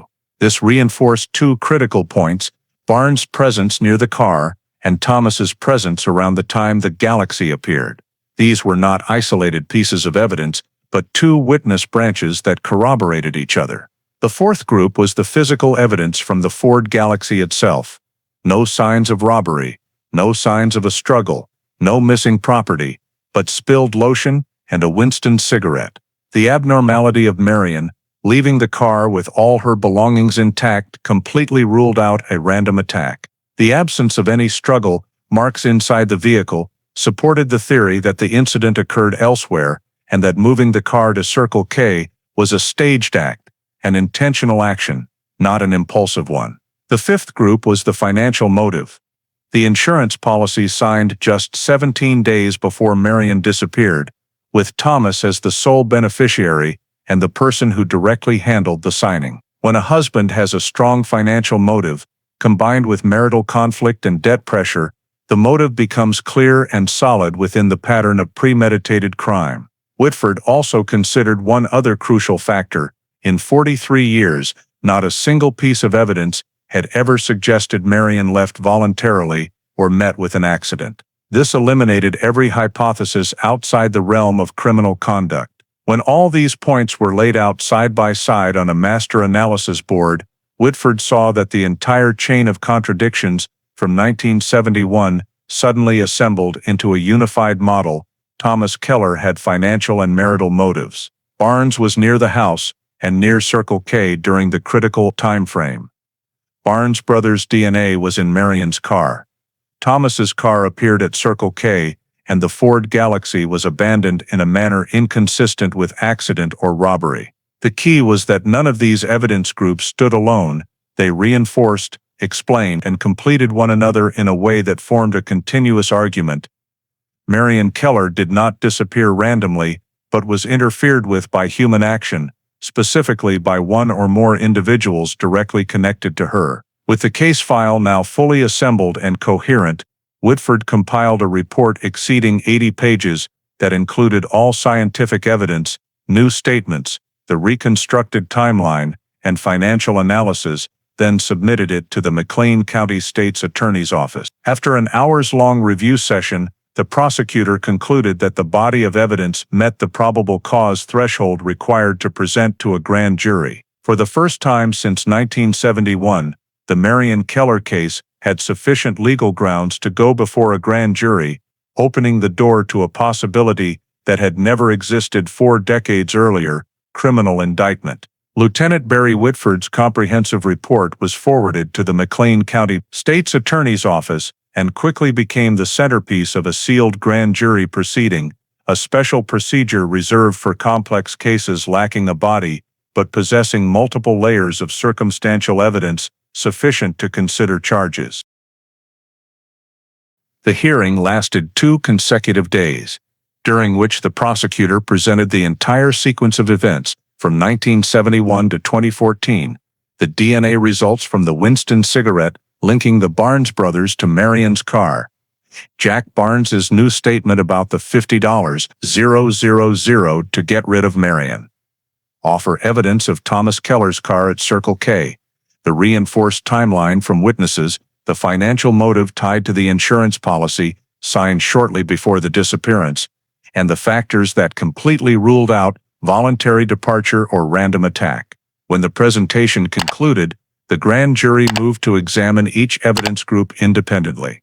They determined that the DNA from the item left at the location where Marian's car appeared was scientific and indisputable, confirming that one of the Barnes brothers was in her vehicle at the critical moment. They also reviewed Barnes's new statement, particularly the detail that Thomas Keller offered a large sum to remove Marian from his life. Although Barnes denied causing harm, the grand jury found the statement consistent with the financial records, consistent with the timing of the insurance purchase, and consistent with the behavioral pattern of suspects in insurance-motivated crimes. When the prosecutor presented the reconstructed 1971 timeline, showing Thomas's car at Circle K at roughly the same time the Ford Galaxy was abandoned, the grand jury concluded that Thomas's claim of being home all evening was in direct contradiction to witness evidence. They paid special attention to the fact that the Circle K witness had written down the license plate number, a piece of data that existed from day one, but had never been properly utilized. When all the links were placed together, the grand jury determined there was sufficient probable cause to conclude that Marian Keller had been unlawfully restrained, resulting in her disappearance. The charge that best fit a nobody case with ample evidence of conduct leading to the victim's permanent absence. Finally, by secret ballot, the grand jury unanimously voted to indict both suspects, Thomas Keller on charges of kidnapping resulting in disappearance, with aggravating circumstances due to financial motive, and Jack Barnes on charges of kidnapping, aiding and abetting. The grand jury also noted that the inability of the DNA to distinguish between Jack and Billy did not eliminate Jack's role, because his own statement placed him as the person approached and negotiated with by Thomas. Immediately after the decision was approved, The state's attorney's office issued arrest warrants for both suspects. The warrants were transmitted to the McLean County Sheriff's Office, the Fulton County Sheriff's Office in Atlanta, and supporting federal units for subject location. Thomas Keller's arrest warrant was issued first, with an order for immediate detention due to risk of evidence destruction or flight. Jack Barnes's warrant was sent directly to Atlanta, with an extradition request to Illinois. No official announcement was made to the press at that time. Instead, law enforcement proceeded with simultaneous approaches typical of decades-old cold cases, approaching both suspects at the same time to ensure neither had an opportunity to communicate or align stories. Once the warrants became active, the Marian Keller case, pending for over 43 years, entered a new phase. The criminal prosecution phase focused on kidnapping resulting in disappearance, marking the first time in the case's history that clear legal accountability and the pursuit of criminal responsibility for those involved had emerged. The arrests were executed almost simultaneously in two states. In Bloomington, Illinois, Thomas Keller was taken into custody just before dawn in front of his house. As he stepped onto the porch to get the newspaper in a suburban Atlanta mobile home park, Fulton County officers, coordinated with McLean County, suddenly moved in on Jack Barnes's residence, separating him from others before he could react. Both suspects were transported to separate detention facilities with no communication permitted and were immediately placed into independent interrogation procedures to prevent any coordination or adjustment of statements. In McLean County, Thomas Keller remained cold and detached during questioning. He continued to insist he knew nothing, was not involved, never left the house that night, despite Whitford laying out each piece of evidence: his car at Circle K, the insurance policy signed right before Marian disappeared, Barnes's statement about the $50,000 offer, and the timeline that completely contradicted everything he had ever said. Thomas only gave evasive answers, long silences or objections, but showed no sign of admitting anything. He clung to his position so rigidly that he did not waver even when indirectly confronted with the Barnes brothers' DNA in the Ford Galaxy. His responses began repeating in a pattern: "I don't know what Barnes is saying. I never offered money. I wasn't at Circle K. I was home that night." Meanwhile, Jack Barnes's interrogation in Atlanta unfolded in a completely different manner. From the moment he was brought into the room, Barnes appeared exhausted and dazed, no longer displaying the defiance of 1971 or the evasiveness of the previous session.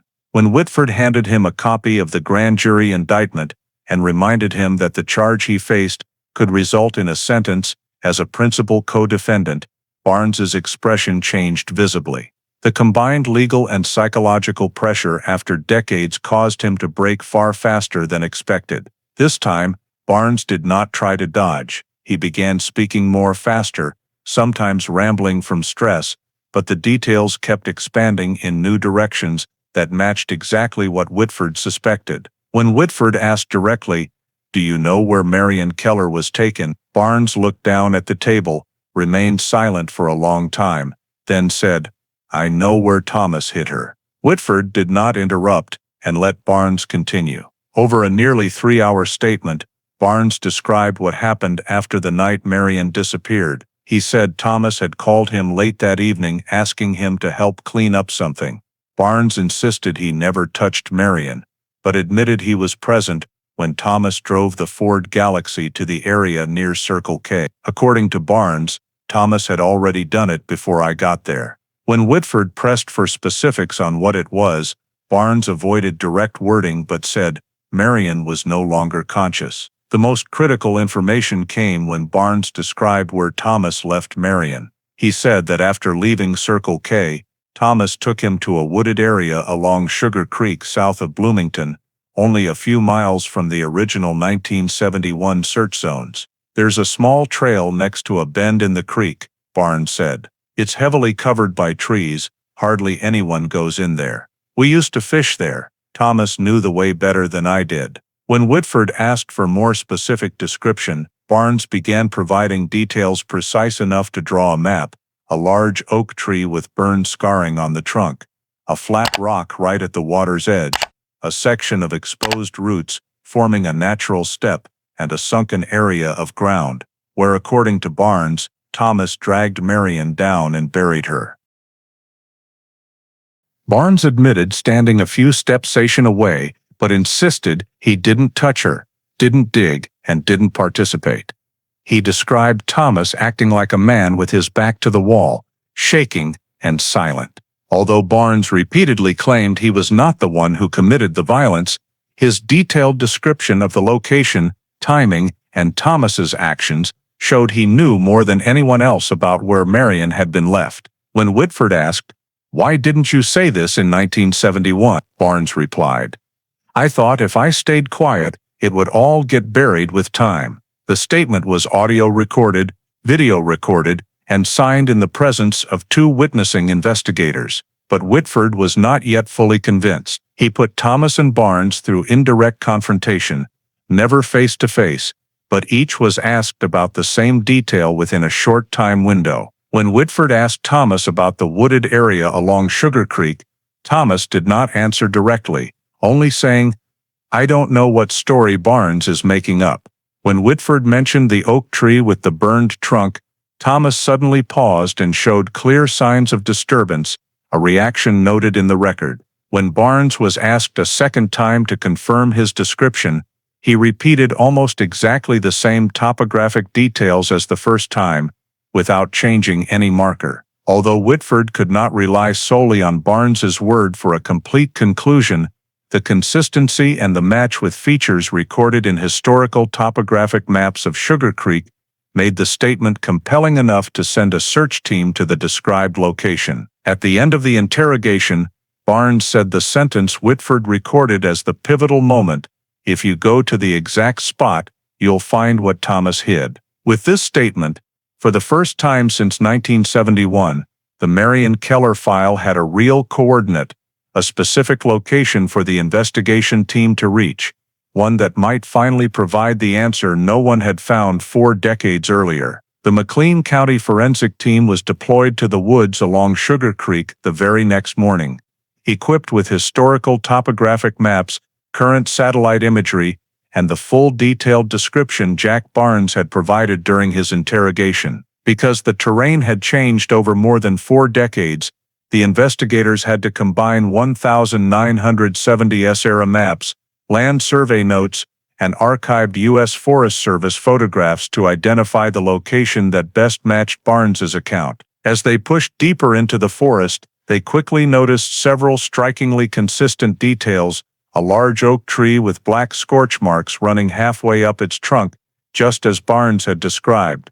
The ground around it slightly sunken, showing signs of disturbance many years earlier, and not far away, a flat boulder right at the water's edge, where Sugar Creek curved into a shallow branch. The forensic team cordoned off the scene, marked the key landmarks, and began excavating according to the strict protocol used for long-dormant cases. After only the first few layers of soil, small bone fragments began to appear, a finger phalanx, part of a foot bone, and then longer fragments deeper in the damp earth. The scattered density and burial depth were consistent with a body hastily buried by hand, without professional digging tools. One technician bent down and picked up a small scrap of fabric caught in the roots, the remnant of a pale-colored women's garment, almost completely rotted away, but still showing the distinctive 1970s stitching. A few steps away, they recovered an old plastic button, a broken metal necklace chain, and a faded gold-tone hair clip, all logged as matching the description of items Marian had owned according to family statements years earlier. As the bones were collected, the team realized most had separated over time, but were distributed in the layout of a body buried in its original position. They kept digging until they uncovered the pelvis and skull, lying deeper and tilted to one side. Although nearly all soft tissue had decomposed, a few bits of organic material still clung to the surface, enough for the lab to attempt DNA extraction. Once excavation was complete, all bones and associated items were packaged, sealed, and transported to the Illinois State Forensic Lab. There, experts used mitochondrial DNA analysis, the method best suited for remains degraded over decades. A reference sample was taken from Marian's maternal niece, since mitochondrial DNA is passed down the maternal line and remains valid for identification across generations. The analysis took nearly 6 weeks, and when the final report reached the McLean County Sheriff's Office, there was no doubt left. The mitochondrial DNA from the remains was an exact match to Marian Keller's family line. The conclusion stated, probability of match exceeds 99.98%. Victim identity confirmed as Marian Keller, missing since 1971. With the body recovered and identity scientifically verified, the 43-year-old missing person case was officially reclassified from suspicious disappearance to homicide investigation. A murder case under the full legal definition. Recovering the remains at Sugar Creek not only corroborated Jack Barnes's critical statement, but also ended the most uncertain chapter of a mystery that had lasted nearly half a century. Marian Keller had not walked away, had not vanished quietly. She had been hidden beneath the soil of these woods, right where the final stop of her mysterious journey had begun in the summer of 1971. The trial of Thomas Keller and Jack Barnes opened in McLean County in late 2014, drawing intense public interest as a case resurrected after more than 4 decades, built on a chain of evidence stretching from 1971 to the recovery of Marian Keller's remains. On the first day, the prosecutor opened with a comprehensive timeline of the entire case, a 43-year journey that included Marian's disappearance in the summer of 1971. The Ford Galaxy abandoned at the Circle K, the stalled initial investigation, the file going cold in storage, and the 2014 cold case initiative that restarted everything. The prosecutor especially highlighted the periods Thomas Keller could not account for, as well as how his statements contradicted 1971 witnesses and decades-old recovered DNA evidence. After laying out the overall timeline, the prosecutor moved to the physical evidence from the Ford Galaxy scene. Enlarged photos from the 1971 file were projected for the jury, doors locked, belongings untouched, no signs of robbery, but lotion spilled on the passenger seat, and most crucially, a Winston cigarette lying near the gear shift.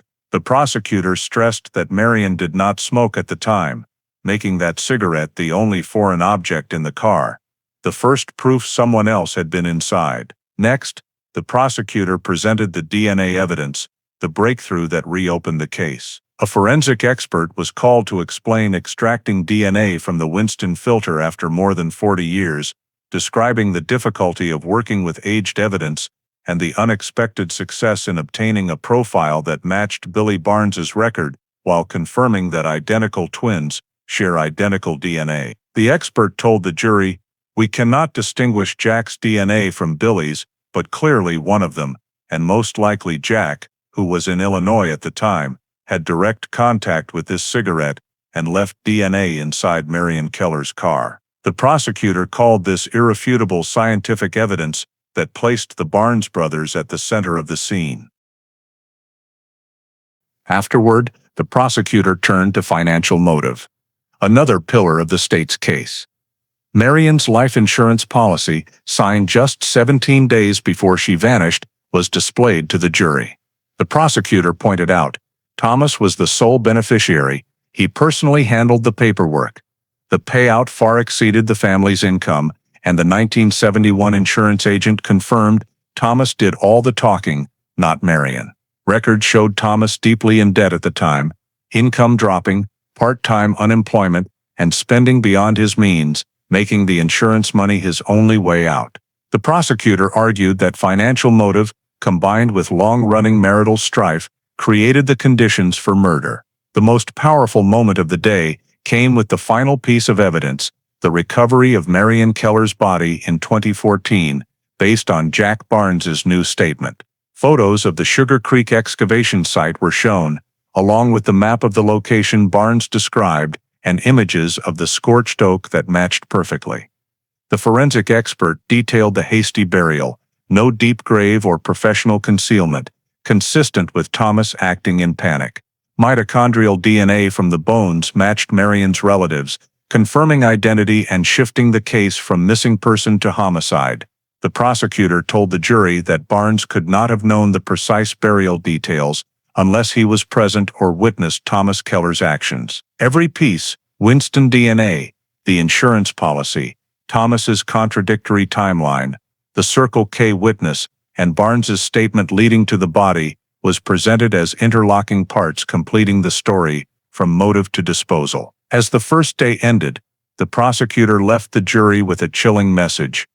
It is not one single piece of evidence that brought us here today. It is the convergence of every piece, physical, financial, behavioral, and scientific, forming an undeniable chain of events. Marian Keller did not disappear. She was abducted and murdered, and the men sitting in this courtroom are responsible. When the trial entered its third day, Jack Barnes was called to the witness stand. The moment everyone in the courtroom knew would be decisive in determining Thomas Keller's criminal liability.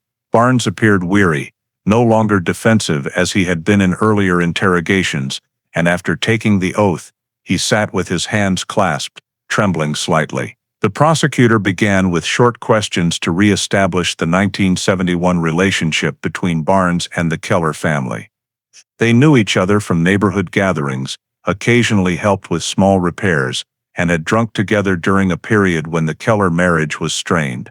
Then the prosecutor quickly moved to the heart of the matter, Thomas's $50,000 offer. Barnes told the jury that roughly 2 weeks before Marian disappeared, Thomas called him into the garage for a private talk. According to Barnes, Thomas said his marriage was beyond saving, that Marian was ruining his life, and that everything would be a lot easier if she just wasn't around. The prosecutor asked him to repeat Thomas's exact words, and Barnes answered without hesitation. He told me if I helped him get rid of Marian, he'd pay me $50,000. The courtroom fell silent.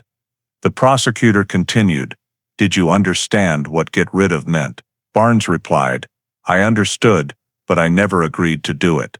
The prosecutor asked, "Did Thomas lay out any specific method or plan?" Barnes said, "He told me he'd handle that part. I just had to provide technical help if needed, but I refused." Defense counsel objected that the testimony was subjective interpretation, but the judge overruled because the statement had been consistent since the 2014 investigation. When the questioning turned to the night Marian vanished, Barnes grew visibly tense. He recounted that Thomas called him that evening in a voice too calm to be normal, and told him to come help right now. Barnes went to the Keller house nearby, but Thomas wasn't home. Instead, he spotted Thomas's car heading toward the Circle K and followed. When they met in the parking lot, Thomas stepped out of Marian's Ford Galaxy and said, "I need you to follow me." Barnes insisted he never entered Marian's car, but stood close while Thomas approached and said, "It's done. I can't keep her in the car." The prosecutor asked, "Where was Marian at that moment?" Barnes looked down.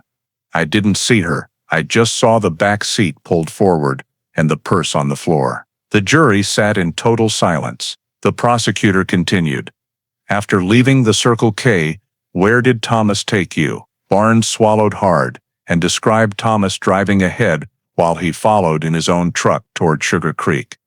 The exact narrow forest turnoff where only one vehicle could pass, headlights illuminating low branches, Thomas stopping near the big oak, all matching what the forensic team later found. The prosecutor asked, "Did you see Thomas carry Marian down there?" Barnes answered, "No, I just saw him open the door, drag something heavy out, then carry it. I stood a few steps away. I never touched her." The prosecutor pressed, "What did you see him drag?" Barnes said, in a shaking voice, "A body. I knew it was Marian." The courtroom stirred. Defense immediately objected, but the prosecutor noted the statement matched the scene map and the recovered DNA. Next, the prosecutor asked about Barnes's own involvement. Barnes sighed and said he didn't participate in harming her, but admitted being present while Thomas buried the body. He started digging with his hands. "I kicked some dirt back in when he told me to. I was scared. I didn't know what to do." The prosecutor asked, "Why did you stay silent for over 40 years?"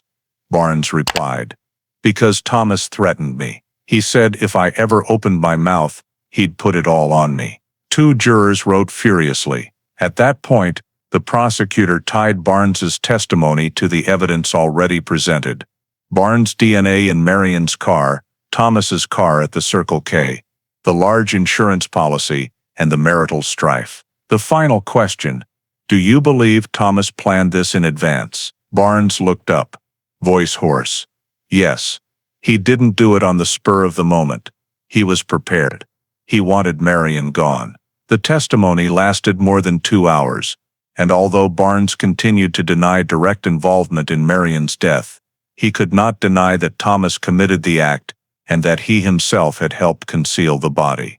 When he stepped down, the jury had a complete picture.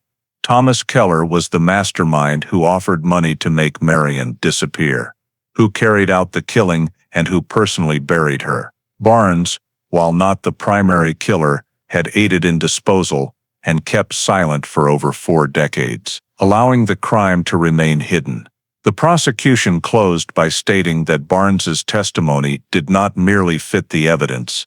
It was the final missing piece that completed the Marian Keller case.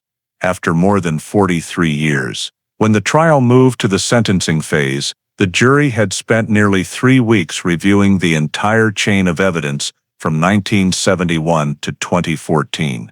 DNA from the Winston filter, Jack Barnes's pivotal testimony, Thomas Keller's contradictory timeline, the insurance policy signed days before the disappearance, Thomas's car at the Circle K, and most crucially, Marian Keller's body found exactly where Barnes said it would be.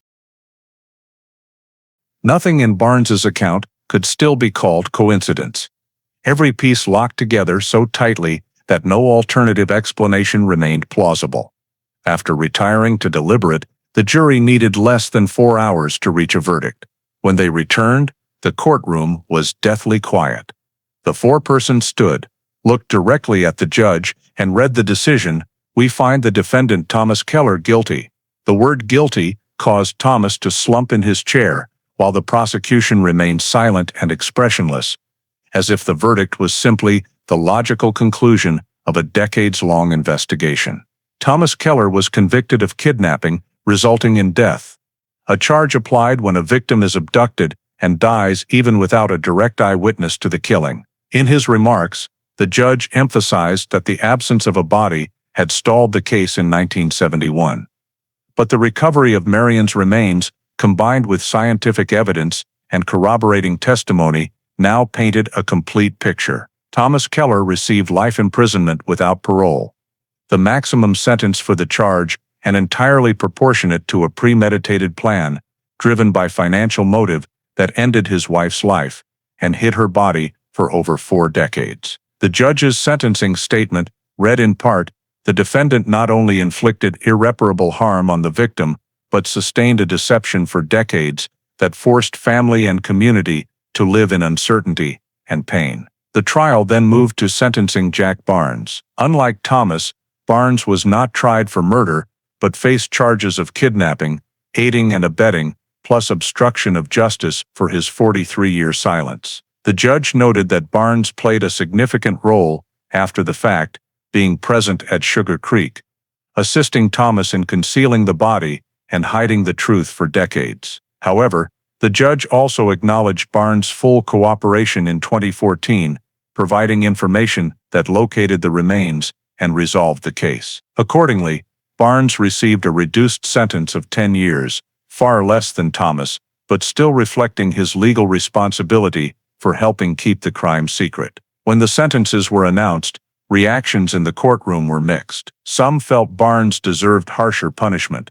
Others recognized that without his statement, Marian's body might never have been found. The prosecutor closed by saying, "The truth doesn't always come quickly, but this time it came because one man finally spoke what he knew." When the judge declared the Marian Keller case officially reclassified as a solved homicide from long-term disappearance, the entire legal file was updated to reflect its final status, a disappearance of more than 40 years, resolved with a clear, complete criminal conclusion based on scientific evidence, witness testimony, and the recovery of remains. With these verdicts, the Marian Keller case reached its conclusion in the justice system, ending a journey no one alive at the time could have imagined would last so long. Once the sentences for Thomas Keller and Jack Barnes became final, Lieutenant Barry Whitford began the last phase of his months-long investigation, completing the comprehensive report to close the Marian Keller file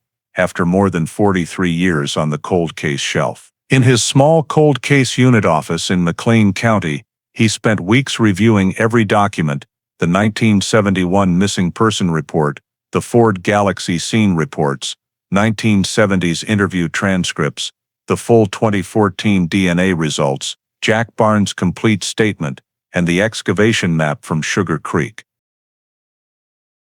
Each piece of evidence was flagged, cross-referenced, and organized chronologically to produce a report that not only answered what happened, but explained why it took so long to solve. Whitford's final report, submitted to the McLean County Sheriff's Office, ran nearly 200 pages. Its operational conclusion identified 4 decisive factors that broke the stalemate. First, evidence collected in 1971, the Winston cigarette, spilled lotion, and items left in the car, once considered degraded and worthless, retained critical value when modern forensic technology could extract DNA from microscopic samples. This was one of the strongest arguments for long-term evidence preservation in cold cases. Second, 2014 DNA technology that successfully pulled genetic material from the Winston filter and matched it to the Barnes twins' profile, the single biggest turning point. Whitford wrote, "Without next-generation DNA technology, the case would almost certainly never have moved to criminal prosecution." Third, the late statement from suspect Jack Barnes, which provided the exact location of the body. Though Barnes denied direct involvement in the killing, his precise description of terrain, trees, and burial spot proved deeper involvement than originally suspected. His belated cooperation, partly under legal pressure, brought the case to closure. Fourth, re-interviewing 1971 witnesses, especially the Circle K clerk, allowed a complete reconstruction of the timeline, confirming Thomas Keller's vehicle in the critical window and re-establishing the suspect's actions the night Marian vanished. Whitford stressed that statements dismissed as vague in 1971 gained meaning when paired with the new DNA and Barnes' testimony. In his overall assessment, Whitford concluded that the Marian Keller case